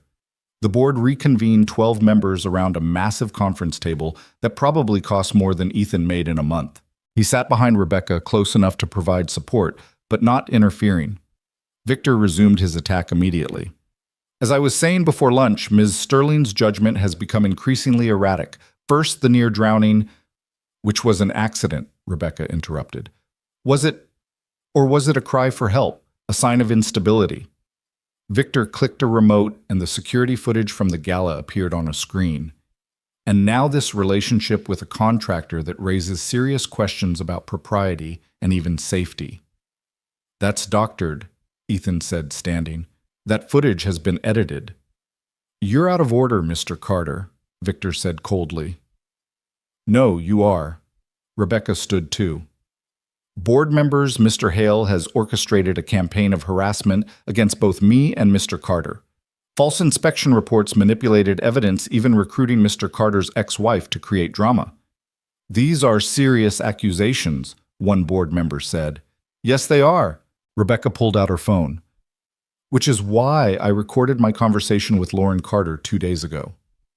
Victor's face went white. What? Rebecca played the recording. Lauren's voice filled the room clear and damning. Victor promised me $50,000 to come back to threaten custody. He said if I could make Ethan look unstable, you'd look unstable by association. He had this whole plan, the inspections, the rumors even, that photographer at the gala who just happened to catch you at the perfect angle. Why are you telling me this? Rebecca's recorded voice asked. Because Victor's not paying enough for me to destroy my daughter's life. And because I saw you with her. With Mia. You love her. I never did not the way I should have. She deserves better than being a pawn in Victor's game. The recording ended. The boardroom was silent. That could be fabricated, Victor stammered. It's not, William Chen said. I've had our security team investigating since yesterday. Mr. Hale, you've been using company resources to conduct personal vendettas. You've falsified reports, manipulated evidence, and attempted to destroy the reputation of our CEO for your own gain. I was trying to save this company, Victor exploded. She's weak. Her father would be ashamed. My father, Rebecca said quietly, would be ashamed of you. You were his friend Victor. He trusted you. And this is how you honor his memory, by trying to destroy everything he built. I helped build it. I should be running it. But you're not, Margaret Liu said coldly. And after this display, you never will be. I moved to terminate Victor Hale's employment immediately. Seconded, said William. The vote was unanimous. Victor stood slowly, his face twisted with rage. This isn't over. I'll sue. You'll do nothing, Rebecca said calmly. Because if you do, I'll pursue criminal charges for corporate espionage, fraud, and harassment. Take the generous severance package we're offering and disappear, Victor. It's more than you deserve. After Victor left, escorted by security, the board voted again, this time on Rebecca's continued leadership. 11 votes in favor, 1 abstention. However, Margaret Liu said, we do have concerns about the appearance of favoritism regarding Mr. Carter's contracts. Then let's address that now, Rebecca said. She turned to Ethan. Carter Construction withdrew from all Sterling development projects effective immediately. Rebecca knows it's the right thing, she said, though her voice carried regret. Your company can stand on its own. You don't need us. But the community center, Will be completed by Carter Construction under the existing contract, but no new Sterling projects. Agreed. Ethan understood. She was protecting both of them, removing any suggestion of impropriety. Agreed. Well then, William Chen said, standing. I believe we're done here. Rebecca, congratulations on retaining your position. Mr. Carter, it was enlightening to meet you. As the board members filed out, Margaret Liu stopped beside Ethan. You would have fought all of them for her, wouldn't you? Every single one. She smiled, a real smile that transformed her stern features. Good. She deserves someone who'll fight for her. God knows she's been fighting alone long enough. After everyone left, Rebecca collapsed into a chair, the adrenaline crash hitting hard. Ethan pulled her into his arms, and she began to cry great gulping sobs of relief and exhaustion. It's over, she gasped. It's finally over. You were amazing. I was terrified. When he showed that footage, I thought, but you didn't give up. You fought back. I learned from the best. She looked up at him. You really came to fight for me. Always, even if it costs me Sterling's contracts. There are other contracts, Ethan, bigger ones. The board members were impressed today. I guarantee you'll be getting calls. I don't care about that. What do you care about? You, Mia, building our life together. Even without the Sterling projects. Rebecca, I loved you when I thought you were just a drowning stranger. The contracts were never what this was about. She kissed him then, right there in the Sterling Development boardroom, with the afternoon sun streaming through the windows and the ghost of corporate warfare still lingering in the air. Let's go home, she said. Your place or mine, ours, she said simply. Wherever that is, as long as we're together. They picked up Mia from Mrs. Chen's, their daughter, launching herself at them with typical enthusiasm. Did you win? She asked Rebecca. We won, Rebecca confirmed, hugging her tightly. Good. Can we have pizza to celebrate? Whatever you want, sweetheart. As they drove toward home, Ethan's home, but increasingly theirs. Mia chattered about her day while Rebecca held Ethan's hand across the console. The war was won, but challenges remained. Lauren was still out there, though her confession to Rebecca suggested she might finally leave them alone. The community center still needed to be completed, and they still had to figure out how to blend their very different worlds. But those were tomorrow's problems. Today they were together, intact and free from Victor's shadow. Daddy, Mia said as they pulled into the driveway. Is Rebecca going to live with us now? Ethan and Rebecca exchanged glances. They hadn't discussed it, hadn't made any concrete plans beyond surviving the day. Would you like that? Rebecca asked carefully. Yes, but you have to promise something. What's that? No more scary swimming, and Daddy's not allowed to rescue any more drowning people. My heart can't take it. They laughed, the tension of the day finally breaking. As they walked into the house, Ethan reflected on how much had changed since that gray morning at Monterey Beach. He'd saved a life and gained a future. He'd pulled a stranger from the waves and found his partner. What are you thinking about? Rebecca asked as Mia ran ahead to feed her goldfish. The day we met. How you grabbed my wrist and asked me not to go. And you didn't, she said softly. You stayed. I'll always stay.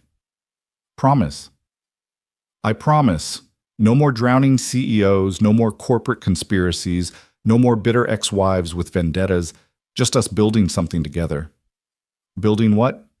A family, a future, a life worth saving.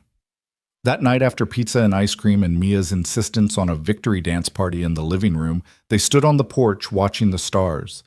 Rebecca wore Ethan's t-shirt again, her CEO armor abandoned in favor of something softer, truer. I need to tell you something, she said, about the community center. What about it? I want to name it after my father, but not Sterling. His actual name, Richard. The Richard Center for Community Development. That's beautiful. He would have hated it. She laughed. No corporate branding, no tax advantages, just pure community service. Then why? Because that's who he was before the company consumed him. When he used to take me to watch sunrises and tell me stories about building something that mattered. I want to honor that man, not the corporate titan he became. You're honoring him by being better than he was. I'm trying. She leaned against him. Ethan, about the contracts? Don't. We agreed, and it's the right decision. My company will thrive with or without Sterling Development.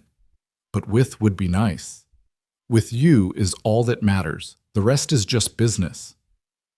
A week later, the community center was back on track. The false inspections had been cleared, the stop work orders lifted. Ethan's crew worked with renewed energy, knowing they were building something that mattered.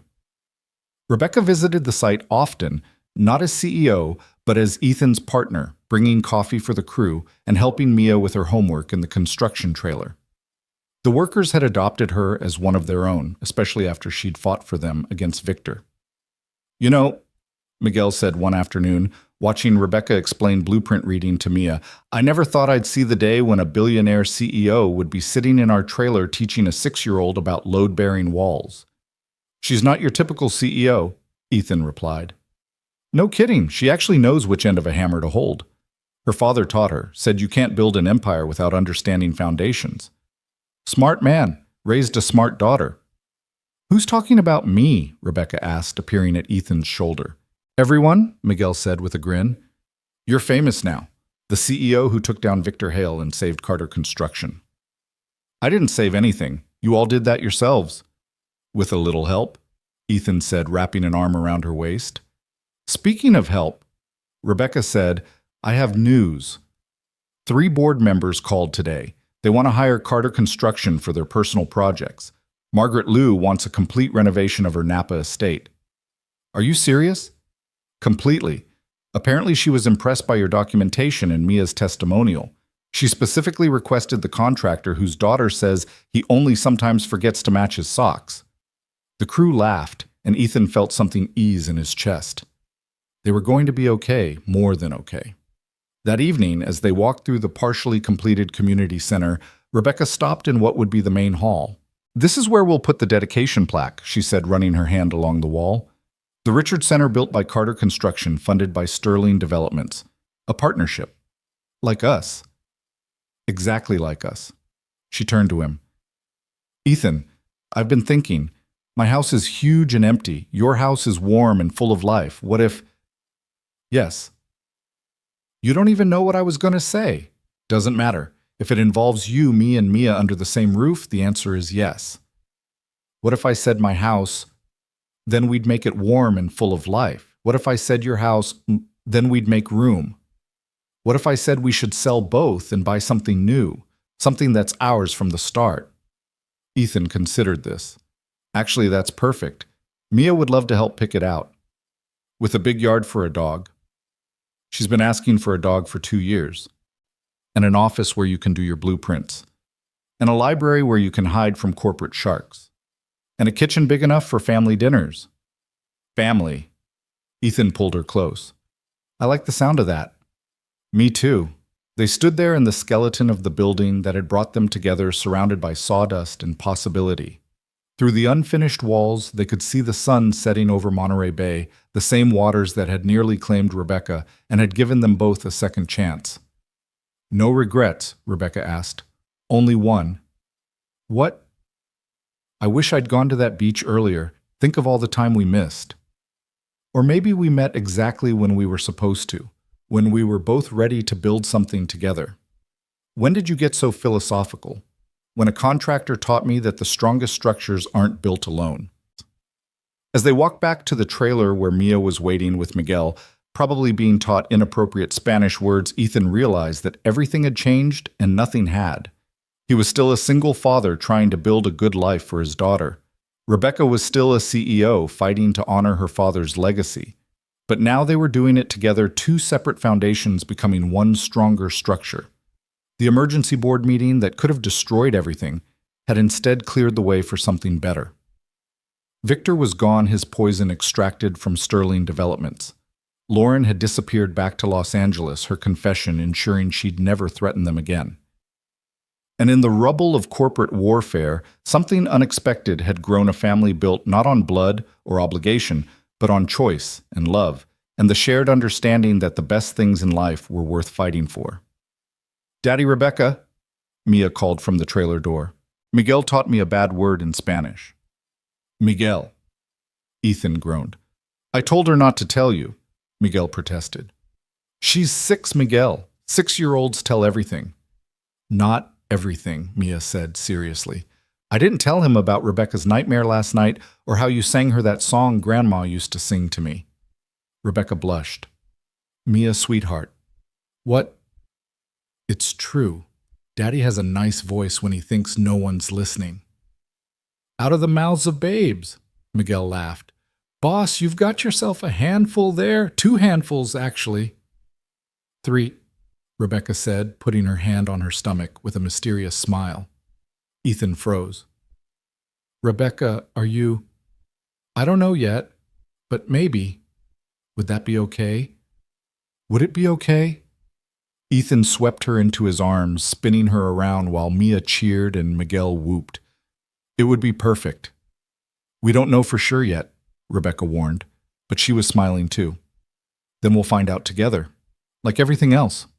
As the sun set, completely casting the construction site in purple shadows, Ethan looked at his unconventional family, his brilliant daughter, his remarkable partner, his loyal crew, and knew that every risk had been worth it. The rescue at Monterey Beach hadn't just saved Rebecca's life, it had saved all of them from lives half-lived from settling for less than they deserved.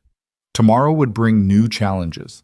The community center needed to be finished, a new house needed to be found, and maybe, just maybe, a nursery needed to be planned.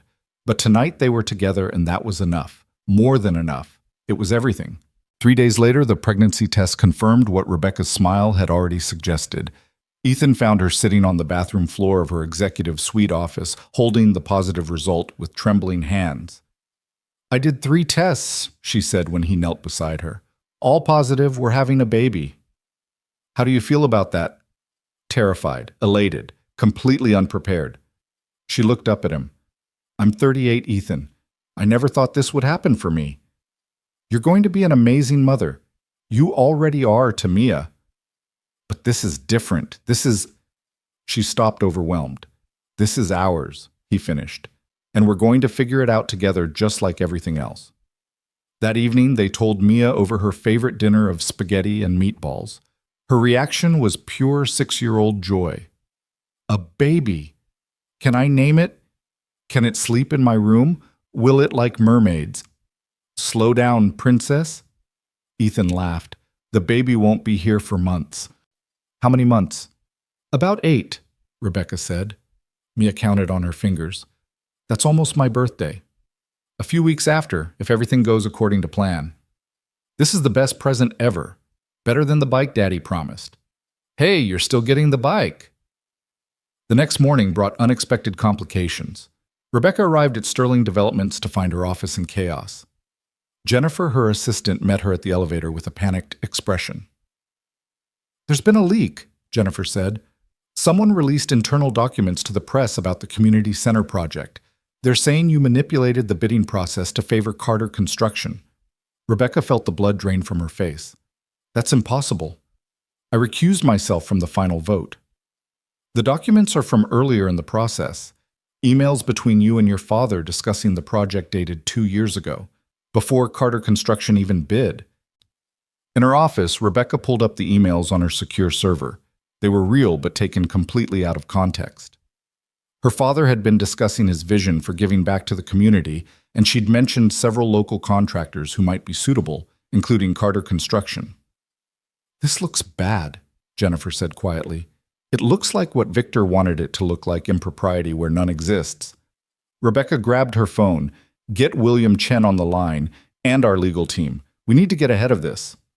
But the damage was spreading. Within hours, 3 news outlets had picked up the story. Sterling heiress in contract scandal, read one headline. CEO's lover gets sweetheart deal, proclaimed another. Ethan was at the construction site when Miguel showed him the news on his phone. Boss, you need to see this. Reading the articles, Ethan felt rage building. They twisted everything, making Rebecca look corrupt and him look like an opportunist. This is bull, Miguel said. Everyone knows you won that bid fair and square. But not everyone knows Rebecca. They'll believe this because it fits their narrative of the privileged heiress playing favorites. His phone rang. Rebecca. I'm handling it, she said immediately. Don't talk to any reporters. Don't make any statements.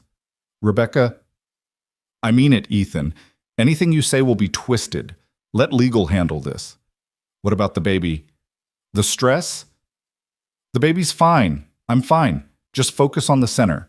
The best response is to finish it on time and under budget. But she didn't sound fine. She sounded exhausted and stressed, exactly what she didn't need in early pregnancy. That afternoon, a familiar figure appeared at the construction site. Lauren approached the trailer where Ethan was working, looking uncharacteristically subdued. "Before you throw me out," she said, "I'm here to help. You've done enough."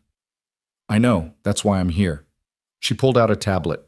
"I recorded everything, every conversation with Victor, every payment, every instruction to cause chaos. I thought I was being smart getting insurance in case he didn't pay. Now I realize I can use it to fix this." Ethan stared at her. "Why would you do that?" "Because I saw you three at that gala, a real family, the kind I was too selfish to want." She paused. "And because Mia deserves better than having her father's reputation destroyed by lies." "What do you want in return?" "Nothing. I'm leaving Ethan, for real this time. I got a role in a series filming in Vancouver. I'll be gone for at least a year. And Mia deserves the mother she has, not the one she was born to." Lauren's eyes were wet. "Rebecca loves her. I saw it. That's more than I ever gave her." She handed him the tablet. "Everything's on there. Victor discussing the plan to plant those documents, how he'd held onto them for 2 years waiting for the right moment. He even brags about hiring someone to hack Jennifer's email to release them. This is evidence of criminal conspiracy. Yes, use it." She turned to leave, then stopped. "Tell Mia, tell her I'm sorry, and that I hope her new sibling gets the mother I couldn't be." "You know about hospital gossip? Rebecca was seen in the maternity ward yesterday for her first appointment."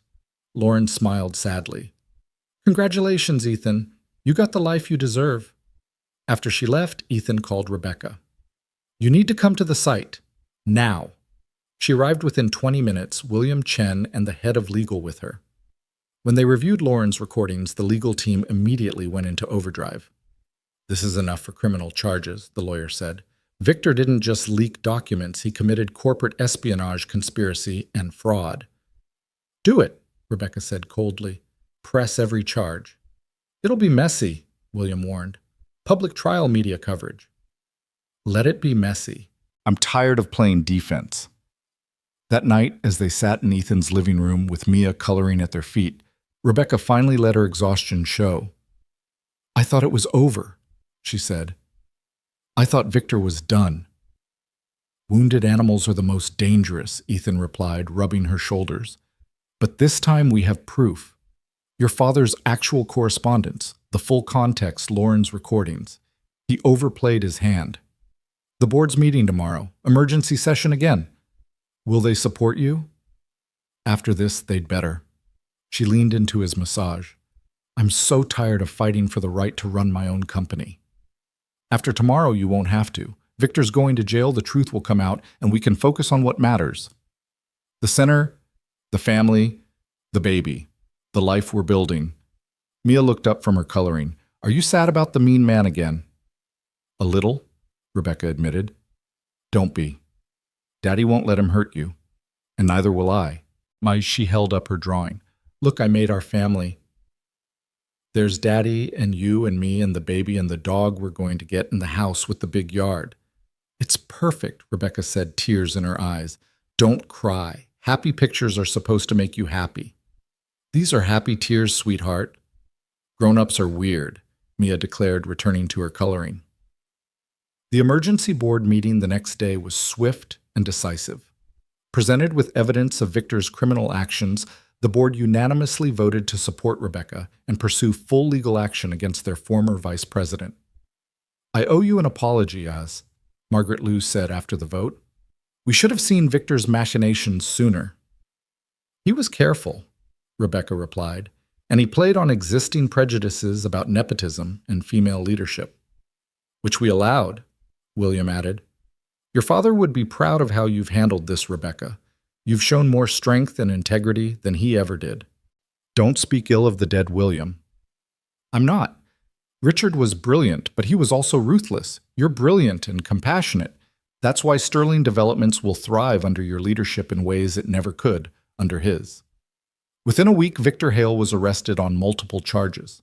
The news cycle, which had been savage in its coverage of the supposed scandal, now turned its fury on him.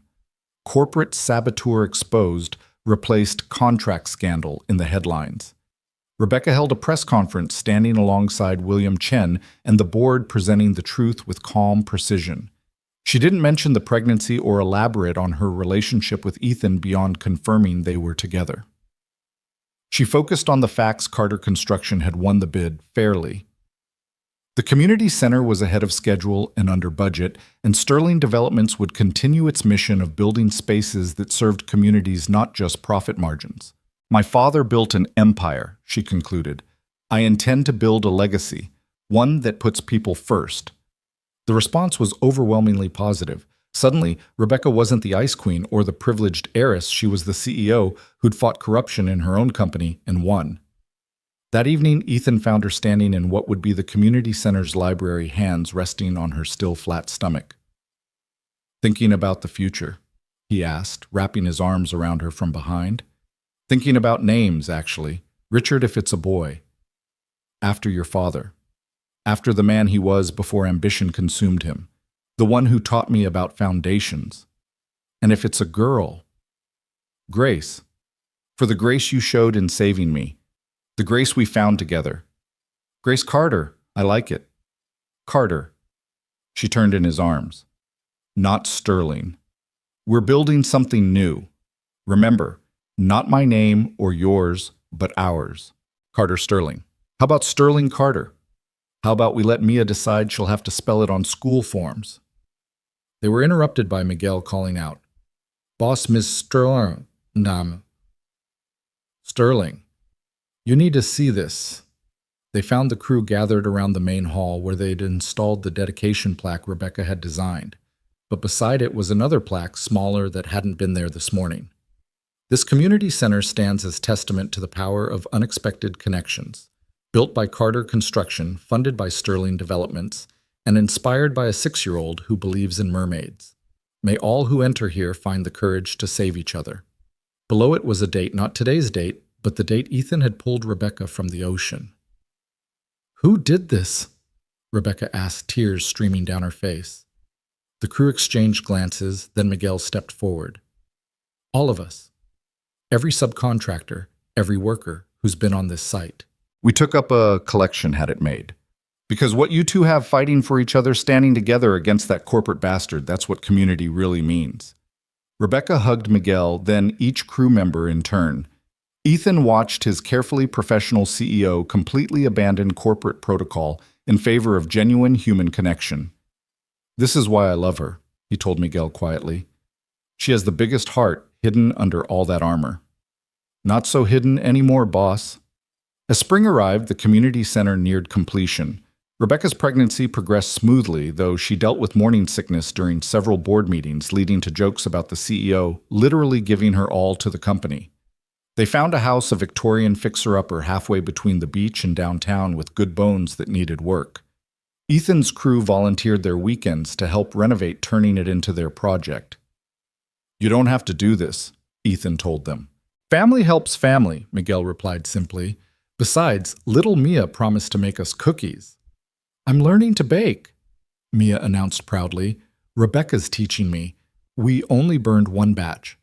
2, Rebecca corrected, emerging from the house covered in paint. But the 3rd batch was perfect. Seeing her like this, paint-splattered pregnant, laughing with his daughter and crew, Ethan fell in love all over again. This was who she really was beneath the suits and board meetings. What? She asked, catching him staring. Just thinking about how that drowning mermaid turned out to be pretty handy with a paintbrush. Flatterer, come help me with the nursery. Mia insists it needs an underwater theme. For the baby to know about mermaids, Mia explained. The nursery became Mia's project with Rebecca's enthusiastic support. They painted murals of friendly sea creatures, hung mobile sculptures of dolphins and whales, and found the softest sea green carpet. It's perfect, Rebecca said, standing in the finished room with Mia. The baby will love it, Mia agreed. Do you think it's a brother or sister? We find out tomorrow at the ultrasound. Want to come? Can I? Of course. You're the big sister. You should be there for important moments. The next day in the ultrasound room, they got their answer. It's a girl, the technician announced. Grace? Mia whispered. Baby Grace. She's healthy, Rebecca asked anxiously. Perfect. Strong heartbeat, right on track for development. Ethan squeezed Rebecca's hand, watching their daughter on the screen. Another girl to protect, to love, to raise with strength and kindness. She's going to be tough, the technician commented. Look at her kicking. Like her mom, Ethan said. Like her sister, Rebecca corrected, watching Mia bounce with excitement. That evening, they celebrated at the beach, the same stretch where everything had begun. Mia ran ahead collecting shells for baby Grace, while Ethan and Rebecca walked hand in hand. Victor's trial starts next week, Rebecca said quietly. You'll have to testify. Yes, but I'm not afraid anymore. He has no power over us now. He never really did. He just made us think he did. Smoke and mirrors, Rebecca agreed, while we were building something real. They watched Mia dance in the waves, fearless and free. I never thanked you, Rebecca said suddenly. For what? For seeing me. Not the CEO, not the Sterling name, not the money or the power, just me. That's all I ever saw. A woman fighting to breathe literally and figuratively. And you gave me breath, in every way that matters. 2 weeks later, the community center held its soft opening. Before the official dedication, they invited the families from the neighborhood to explore. Children ran through the halls, parents examined the classrooms and daycare facilities. Elderly residents tested the comfortable chairs in the library. It's perfect, one mother said to Rebecca, tears in her eyes. My kids will have somewhere safe to learn to play. You don't know what this means. I think I do, Rebecca replied, hand on her growing belly. Ethan found her later in the art room watching Mia teach younger children how to finger paint. She's a natural teacher, Rebecca observed. She gets that from you. You've taught her so much these past months. She's taught me more. About resilience, joy, finding magic in ordinary moments. Speaking of magic, Ethan pulled out a small box. I know we've done everything backwards, moved in together, got pregnant, fought corporate wars, but maybe we could do one thing the traditional way. Rebecca's hand flew to her mouth as he knelt. Rebecca Sterling, you crashed into my life like a force of nature. You've made me braver, stronger, better. You've given my daughter a mother and our family another child. Will you marry me? Will you let me spend the rest of my life making sure you never have to fight alone again? Yes, she whispered. Then louder, yes. Mia, who'd been secretly watching, erupted in cheers. Finally, I've been waiting forever. Forever, Ethan asked, slipping the ring onto Rebecca's finger, a simple, solitaire, elegant, and unassuming perfect for a woman who'd learned to value substance over show. At least 3 whole weeks, Mia said seriously. The construction crew, who'd apparently also been watching, burst into applause. Miguel produced champagne from somewhere, and suddenly they were having an impromptu engagement party in the unfinished community center. When, Rebecca asked later, admiring her ring, while Mia regaled the crew with wedding planning ideas. Whenever you want. Tomorrow, next year, whenever. Before Grace arrives. I want to fit in a dress, and I want Mia to be our flower girl while she's still little enough to throw petals with abandon. June then, at the beach where we met. Where you saved me. Where we saved each other. The trial of Victor Hale began the following Monday. Rebecca testified with calm precision, detailing his systematic attempts to undermine her leadership and destroy both her reputation and Ethan's business. Lauren's recordings were played, Victor's own voice damning him repeatedly. His defense attorney tried to paint Rebecca as an unstable leader who'd nearly died due to poor judgment, but the prosecutor shut that down quickly. Ms. Sterling had an accident. Mr. Hale committed deliberate corporate sabotage. These are not equivalent. The jury agreed. Victor was found guilty on all counts: corporate espionage, fraud, conspiracy, and harassment. The sentence was 5 years in federal prison and massive fines. As they left the courthouse, Rebecca stopped on the steps. "It's really over," she said, wonder in her voice. "That part is," Ethan agreed. "The rest is just beginning." Spring turned towards summer and the community center's official dedication arrived. The mayor spoke. William Chen represented the Sterling board, but the moment that mattered came when Mia cut the ribbon with specially made child-safe scissors.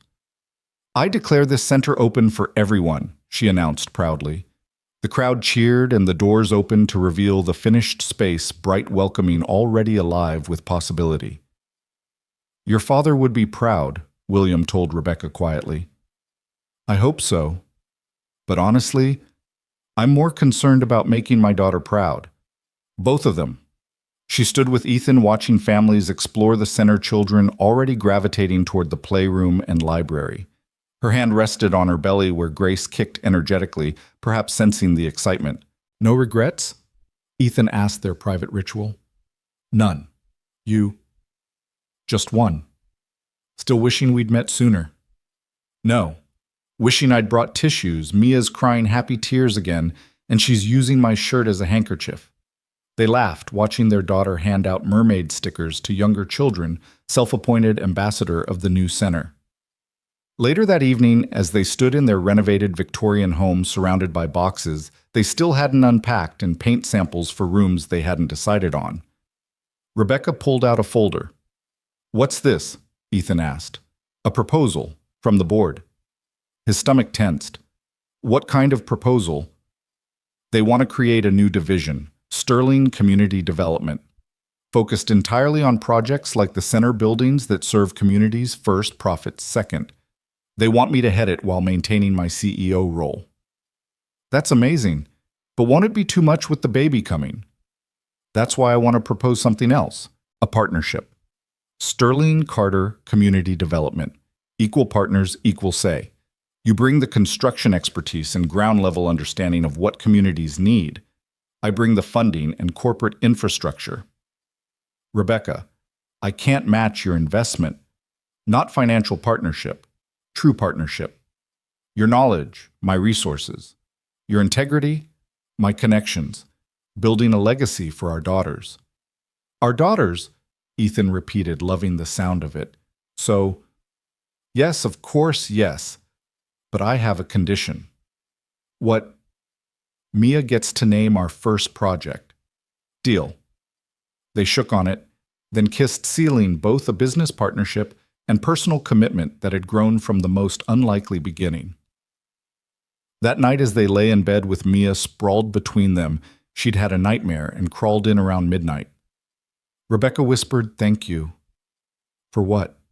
"For jumping into those waves, for choosing to save a stranger, for seeing past everything to who I really was.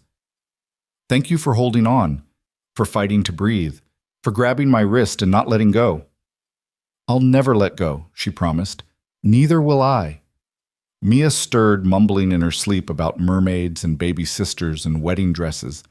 They smiled over her head, parents united in love for this child and the one still growing. Outside, fog rolled in from the Pacific, the same ocean that had brought them together. It whispered against the windows like a reminder life was fragile, precious, worth fighting for, worth saving. In 2 months, they would marry on the beach where it all began. In 3 months, Grace would arrive, completing their family. The community center would thrive, serving hundreds of families. Sterling Carter Community Development would break ground on 3 new projects, all named by Mia with her characteristic creativity. But tonight, in this moment, they were simply a family. Not perfect, not without challenges, but real and solid and built to last. "I love you," Ethan whispered into the darkness. "I love you too," Rebecca replied. "Love you 3, Mia mumbled, still mostly asleep. 4, Rebecca corrected, hand on her belly. "Love you 4. And in the gentle darkness of their home, surrounded by the family they'd built from rescue and chance and choice, they slept. The ocean continued its eternal rhythm in the distance, marking time, not in corporate quarters or construction deadlines, but in heartbeats and breaths, in the simple, profound act of continuing. Tomorrow would bring its own challenges. wedding planning and baby preparations, corporate meetings, and construction schedules. The beautiful chaos of blending two lives into one. But it would also bring Mia's laughter, the baby's kicks, stolen kisses in the construction trailer, and quiet moments on the porch watching sunsets. It would bring life, messy, complicated, wonderful life. The kind worth diving into dangerous waters to save. The kind worth fighting corporate sharks to protect. The kind worth every risk they'd taken to get here. The fog thickened, embracing their Victorian home like a protective shroud. Inside, the family slept on, unaware that their story had already become legend in their small community, the CEO and the contractor, the rescue and the romance, the little girl who believed in mermaids and made everyone else believe too. June arrived with unusual clarity on the California coast, as if nature itself had decided to cooperate for their wedding day. Ethan stood at the edge of Monterey Beach. At sunrise, Miguel beside him as his best man, watching the crew set up white chairs on the sand. The same spot where he'd pulled Rebecca from the waves 8 months ago was now decorated with flowing white fabric and clusters of sea roses that Mia had insisted on. "Nervous?" Miguel asked, adjusting his tie for the 10th time. "No," Ethan replied honestly. "This is the one thing I've never been more sure of." Even with her being, Miguel gestured vaguely at the elegant setup that probably cost more than most people's entire weddings. "She's not her money, Miguel. She never was." "I know, boss. Just making sure you remember that when you see her in what I'm told is a very expensive dress." Ethan laughed, but his attention was caught by movement near the parking area. Rebecca's car had arrived, though she'd stayed at a hotel last night, insisting on some traditional separation before the ceremony. He could see Mia bouncing excitedly in her flower girl dress, a confection of seafoam green that she'd picked out herself. "Daddy!" She ran to him across the sand, her basket of rose petals swinging wildly. "Rebecca looks like a princess, a real one." And baby Grace kicked 3 times when we put the dress on, like she was saying hello. "Slow down, sweetheart. Where's Rebecca?" "In the tent with the makeup lady and Jennifer and Ms. Liu. Ms. Liu is crying. She said she never cries, but she's crying." Margaret Liu crying was indeed a minor miracle. The stern board member had surprisingly agreed to be Rebecca's matron of honor, claiming someone needed to ensure proper protocol was followed. But Ethan suspected she'd grown genuinely fond of Rebecca over these past months of trials. The guests were arriving a mixture that only their unusual story could produce. Construction workers in their best clothes sat beside Sterling Development board members. Families from the community center mixed with corporate executives. Even William Chen had come despite claiming he hadn't attended a beach wedding since the 60s. "It's time," the officiant said, a local judge who'd been charmed by their story. Ethan took his position Mia beside him as the world's most enthusiastic flower girl. The string quartet began playing. Rebecca had wanted something simple, but Mia had insisted on proper wedding music. Then Rebecca appeared, and Ethan forgot how to breathe. She wore a flowing white dress that somehow managed to be both elegant and simple, accommodating her 7-month pregnancy with grace. Her hair was swept up with small white flowers woven through it, and she carried a bouquet of the same sea roses that decorated the aisle. But it was her smile that stopped his heart, radiant, confident, and entirely focused on him. William Chen walked her down the aisle, having volunteered for the role, when she'd mentioned her father was gone and she'd walk alone. "No one in my company walks alone, Wuba," he'd said gruffly, and that had been that. As she reached him, Rebecca whispered, "You saved me again." "How?" "By being here. By choosing this. By not running when things got complicated." "Never," he whispered back. The ceremony was simple, their vows personal. Rebecca went first, her voice clear despite the tears tracking down her cheeks. "Ethan Carter, you pulled me from the ocean, but more than that, you pulled me from a life half-lived. You showed me that strength isn't about standing alone, but about having the courage to let others stand with you. You gave me a daughter who teaches me joy every day, and another who reminds me with every kick that miracles happen. I promise to build with you, to stand with you, to fight for you, and beside you for all the days of our lives." Ethan had to clear his throat twice before he could speak. "Rebecca Sterling, you crashed into my life like a force of nature and changed everything I thought I knew about courage. You took my daughter's heart and healed it with your presence. You took my small dreams and showed me how to build bigger ones. You face down corporate sharks and bitter exes and your own fears, all while creating new life and new hope. I promise to be your anchor in every storm, your foundation for every dream, and your partner in every adventure. And I promise, Mia piped up, making everyone laugh, to teach baby Grace about mermaids and to not use bad words Uncle Miguel teaches me, and to always remind you both when you're being silly grown-ups. That wasn't part of the ceremony, sweetheart, Rebecca said, but she was smiling through her tears. It should be, Mia declared. I'm part of this family too. You're absolutely right, the judge said, charmed. Mia, do you promise to be the best big sister you can be? I promise. Then by the power vested in me by the state of California, and with the blessing of this rather precocious flower girl, I pronounce you husband and wife. Ethan kissed Rebecca while Mia threw rose petals with wild abandon, and their guests erupted in cheers. Grace kicked hard enough that Ethan felt it through Rebecca's dress, as if announcing her presence at this new beginning. The reception was at the community center, transformed with lights and flowers into something magical. Rebecca had insisted where better to celebrate than the place that had brought them together, professionally built by their shared vision. During toasts, Miguel told embarrassing stories about Ethan's early construction disasters. Margaret Lou, slightly tipsy on champagne, revealed that she'd known Richard Sterling personally and that he would have loved Ethan's integrity. William Chen spoke about legacy and building things that last, his words carrying weight that went beyond wedding speeches. But it was Mia's toast that brought the house down. When Daddy saved Rebecca from the ocean, I was scared he wouldn't come back. But he did, and he brought Rebecca with him. She was supposed to be just a mermaid we saved, but she became my mom. Not my first mom, but my real mom. The one who stays. And now baby Grace gets to have the family I always wanted. So thank you, Daddy, for being brave. And thank you, Rebecca, for holding on. And thank you, Ocean, for bringing you together even though you're very scary and we don't swim in you anymore. There wasn't a dry eye in the room.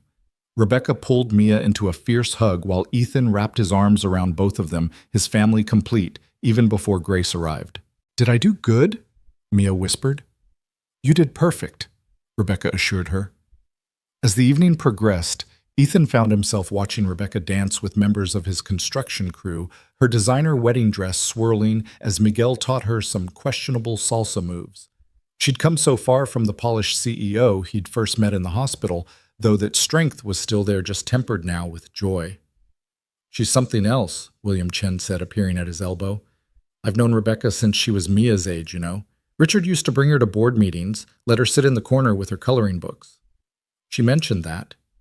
What she probably didn't mention was that even then she was listening.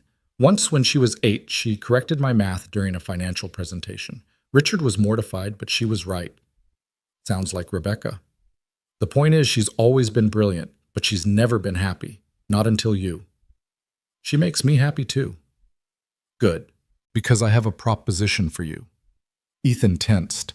Corporate propositions rarely ended well in his experience. William seemed to sense his concern. Nothing nefarious, Sterling Development wants to fund 3 more community centers. Full creative control to Sterling Carter Community Development. Rebecca already knows this is her wedding gift from the board. 3 centers. To start, if they're all as successful as this one, we'll discuss more. Consider it an investment in the future. Speaking of which, he nodded toward Rebecca's belly. When's the little one due? 3 weeks. During quarterly reports. Rebecca will love that scheduling. They laughed, and Ethan realized that somewhere along the way, he'd become comfortable in Rebecca's world, just as she'd become comfortable in his. The party continued past midnight, but Rebecca and Ethan slipped away earlier, walking hand in hand along the beach while their guests celebrated. The moon was full, turning the ocean into liquid silver. No regrets? Rebecca asked their traditional question. None. You. Just one. What? I can't see my feet anymore, and these shoes are killing me. Ethan laughed and knelt, removing her heels and tossing them aside. Better? Perfect. Though now you'll have to carry me. Always, he said, sweeping her into his arms despite her protesting laugh. Ethan. You'll hurt yourself. Please, I haul lumber all day. You and Grace together weigh less than a load of 2x4s. How romantic. He carried her to where the waves just touched the shore, setting her down gently but keeping his arms around her. "This is where I found you," he said quietly. "This is where we found each other," she corrected. They stood there remembering that October morning that felt both like yesterday and a lifetime ago. So much had changed, yet the ocean remained the same, eternal and indifferent to human drama. "What are you thinking?" Rebecca asked. "That Mia was right. You are a mermaid. You came from the sea and changed everything." Mermaids return to the sea eventually. Not this one. This one stays on land, builds community centers, raises little girls, and makes terrible coffee. "My coffee's not that bad." "It's terrible, but I love you anyway." She laughed, the sound carrying across the water. "I love you too, even though you leave your work boots everywhere and sing off key in the shower." "I do not sing off key." "You really do." Grace kicks in protest every time. As if in response, the baby kicked hard enough to make Rebecca gasp. "Easy there, little one," Ethan said, placing his hand on Rebecca's belly. "Save the construction work for after you're born." "She's strong," Rebecca said. "Like her father. Like her mother." They made their way back to the reception where Mia had fallen asleep on Margaret Liu's lap, the older woman looking bewildered but pleased by this turn of events. "She crashed about 10 minutes ago," Margaret explained, mid-sentence about whale migration patterns. "She's been studying," Rebecca said, gathering Mia into her arms. "She wants to teach Grace everything about the ocean." "From a safe distance, I hope," Margaret said dryly. "We've had quite enough ocean drama for one lifetime." The next morning, they woke in their Victorian house as a married couple. Mia bounced on their bed at an ungodly hour, already planning Grace's nursery improvements. "She needs more fish," Mia declared. "Happy fish, not scary ones." "It's 6 in the morning," Ethan groaned. "Fish don't sleep," Mia informed him. "I read about it." "Some fish do sleep," Rebecca corrected, then winced. "Oh. What's wrong?" Ethan was immediately alert. "Nothing, just a strong kick. Grace is apparently an early riser like her sister." But throughout the day, Rebecca seemed uncomfortable. She insisted she was fine focusing on unpacking wedding gifts and writing thank you notes. It wasn't until evening, as they sat down to dinner, that she gasped and gripped the table. "That wasn't a kick," she managed. "Rebecca, I think my water just broke." "But you're not due for 3 weeks. Tell that to Grace." The next hour was controlled chaos. Ethan called Miguel to watch Mia while they raced to the hospital. Rebecca, ever the CEO, tried to call Jennifer to reschedule Monday's meetings between contractions. "Are you seriously thinking about work right now?" Ethan demanded, weaving through traffic. "I need distraction. Oh God, these are getting stronger. How far apart?" 5 minutes, maybe less." "We're almost there." They made it to the hospital with little time to spare. Grace, it seemed, had inherited her mother's determination and her father's timing. 3 hours after arriving, she made her entrance into the world screaming with impressive lung capacity. "She's perfect," Rebecca whispered, holding their daughter for the first time. "Look at her, Ethan." Grace had a shock of dark hair like her father and her mother's delicate features. Her eyes, when she opened them, were the same green as Rebecca's, already alert and taking in the world. "She's beautiful," Ethan agreed, one finger stroking Grace's tiny hand, "just like her mother." "Want to hold her?" Ethan took Grace carefully, this tiny life they'd created together. She immediately stopped crying, staring up at him with those serious green eyes. "Hey there, little one. I'm your daddy. The one who's going to teach you to build things and swim safely and never ever go near dangerous rocks at high tide." Rebecca laughed weakly. "She's 5 minutes old and you're already setting rules." "Someone has to. Mia's going to teach her all sorts of mischief." Speaking of Mia, Miguel arrived an hour later with her, the 6-year-old, practically vibrating with excitement. "Where is she? Where's my sister?" "Right here, sweetheart," Rebecca said, adjusting Grace so Mia could see. Mia's face went soft with wonder. "She's so small. Was I that small?"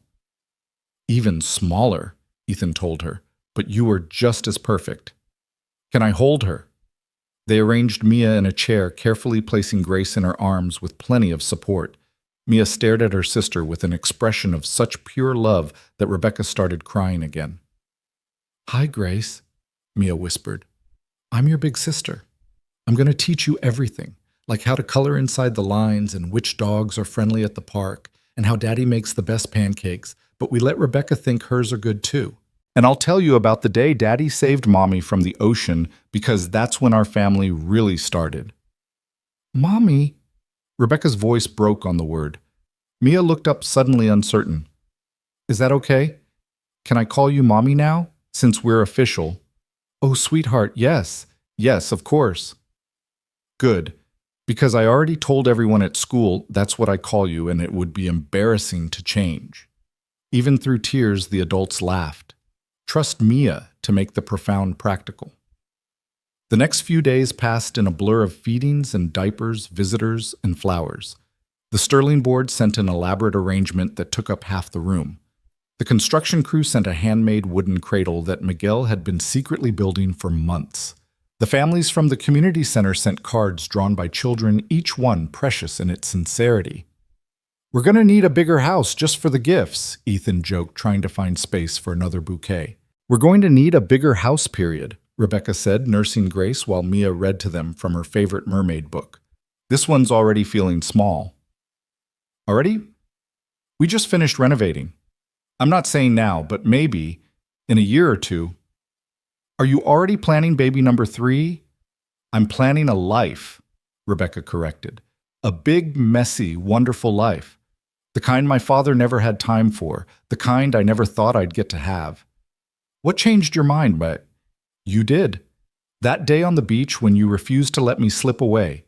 You didn't just save my life, Ethan. You gave me a reason to live it." They were interrupted by Grace's cry and Mia's announcement that someone needed a diaper change.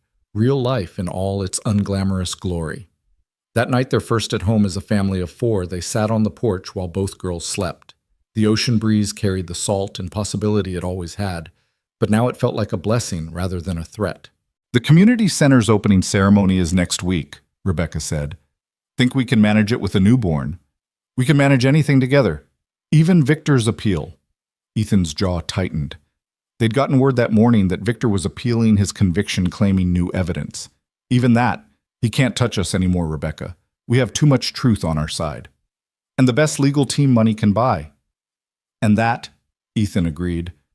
"But more importantly, we have each other. He's alone in a cell. We're here with our daughters building the life he tried to destroy." "When you put it that way, I almost feel sorry for him." "Don't. He made his choices. And we made ours." They sat in comfortable silence, the kind that comes from knowing someone completely and loving them anyway. Inside, Grace made a small sound in her sleep, and they both tensed, waiting to see if she'd wake. When she settled, they relaxed. "Is this what you imagined?" Rebecca asked. "When you were young, dreaming about your future?" "No," Ethan admitted. "I imagined something smaller, simpler. A basic life with basic dreams. And now I have something I never dared imagine. A love that started with a rescue and became a partnership. Daughters who make every day an adventure. Work that matters, building things that will outlast us both. And you, brilliant, brave, complicated you. Complicated is one way to put it. Would you want it any other way? Never. Simple is overrated." A cry from inside sent them both moving the practice dance of new parents.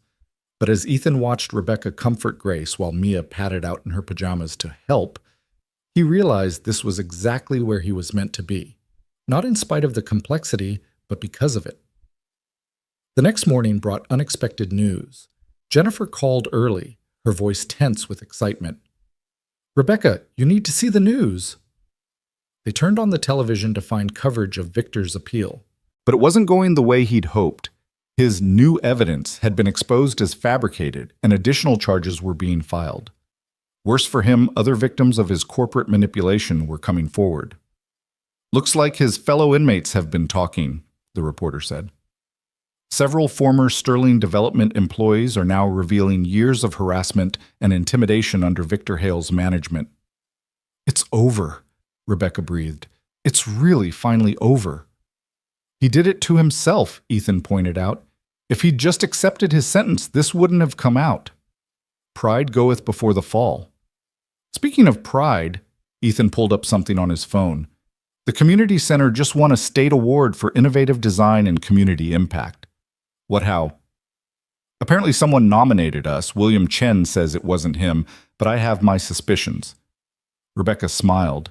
He's gone soft in his old age. Or maybe he just recognizes quality when he sees it, in the building or the builder. Both, I hope. Grace started crying, the pressing needs of the present overtaking any concern about the past. As Rebecca fed her, Mia climbed onto Ethan's lap with her breakfast. Daddy, when can Grace come see the community center? When she's a little older princess. But I want to show her the plaque, the one about saving each other. We'll take a picture for her baby book, Rebecca suggested, so she knows her story from the beginning. Her story starts with the ocean, Mia said matter-of-factly. Everything important in our family starts with the ocean. It was profound and true, this observation from their 6-year-old philosopher. The ocean had brought them together, nearly torn them apart, and ultimately given them the push they needed to build something lasting.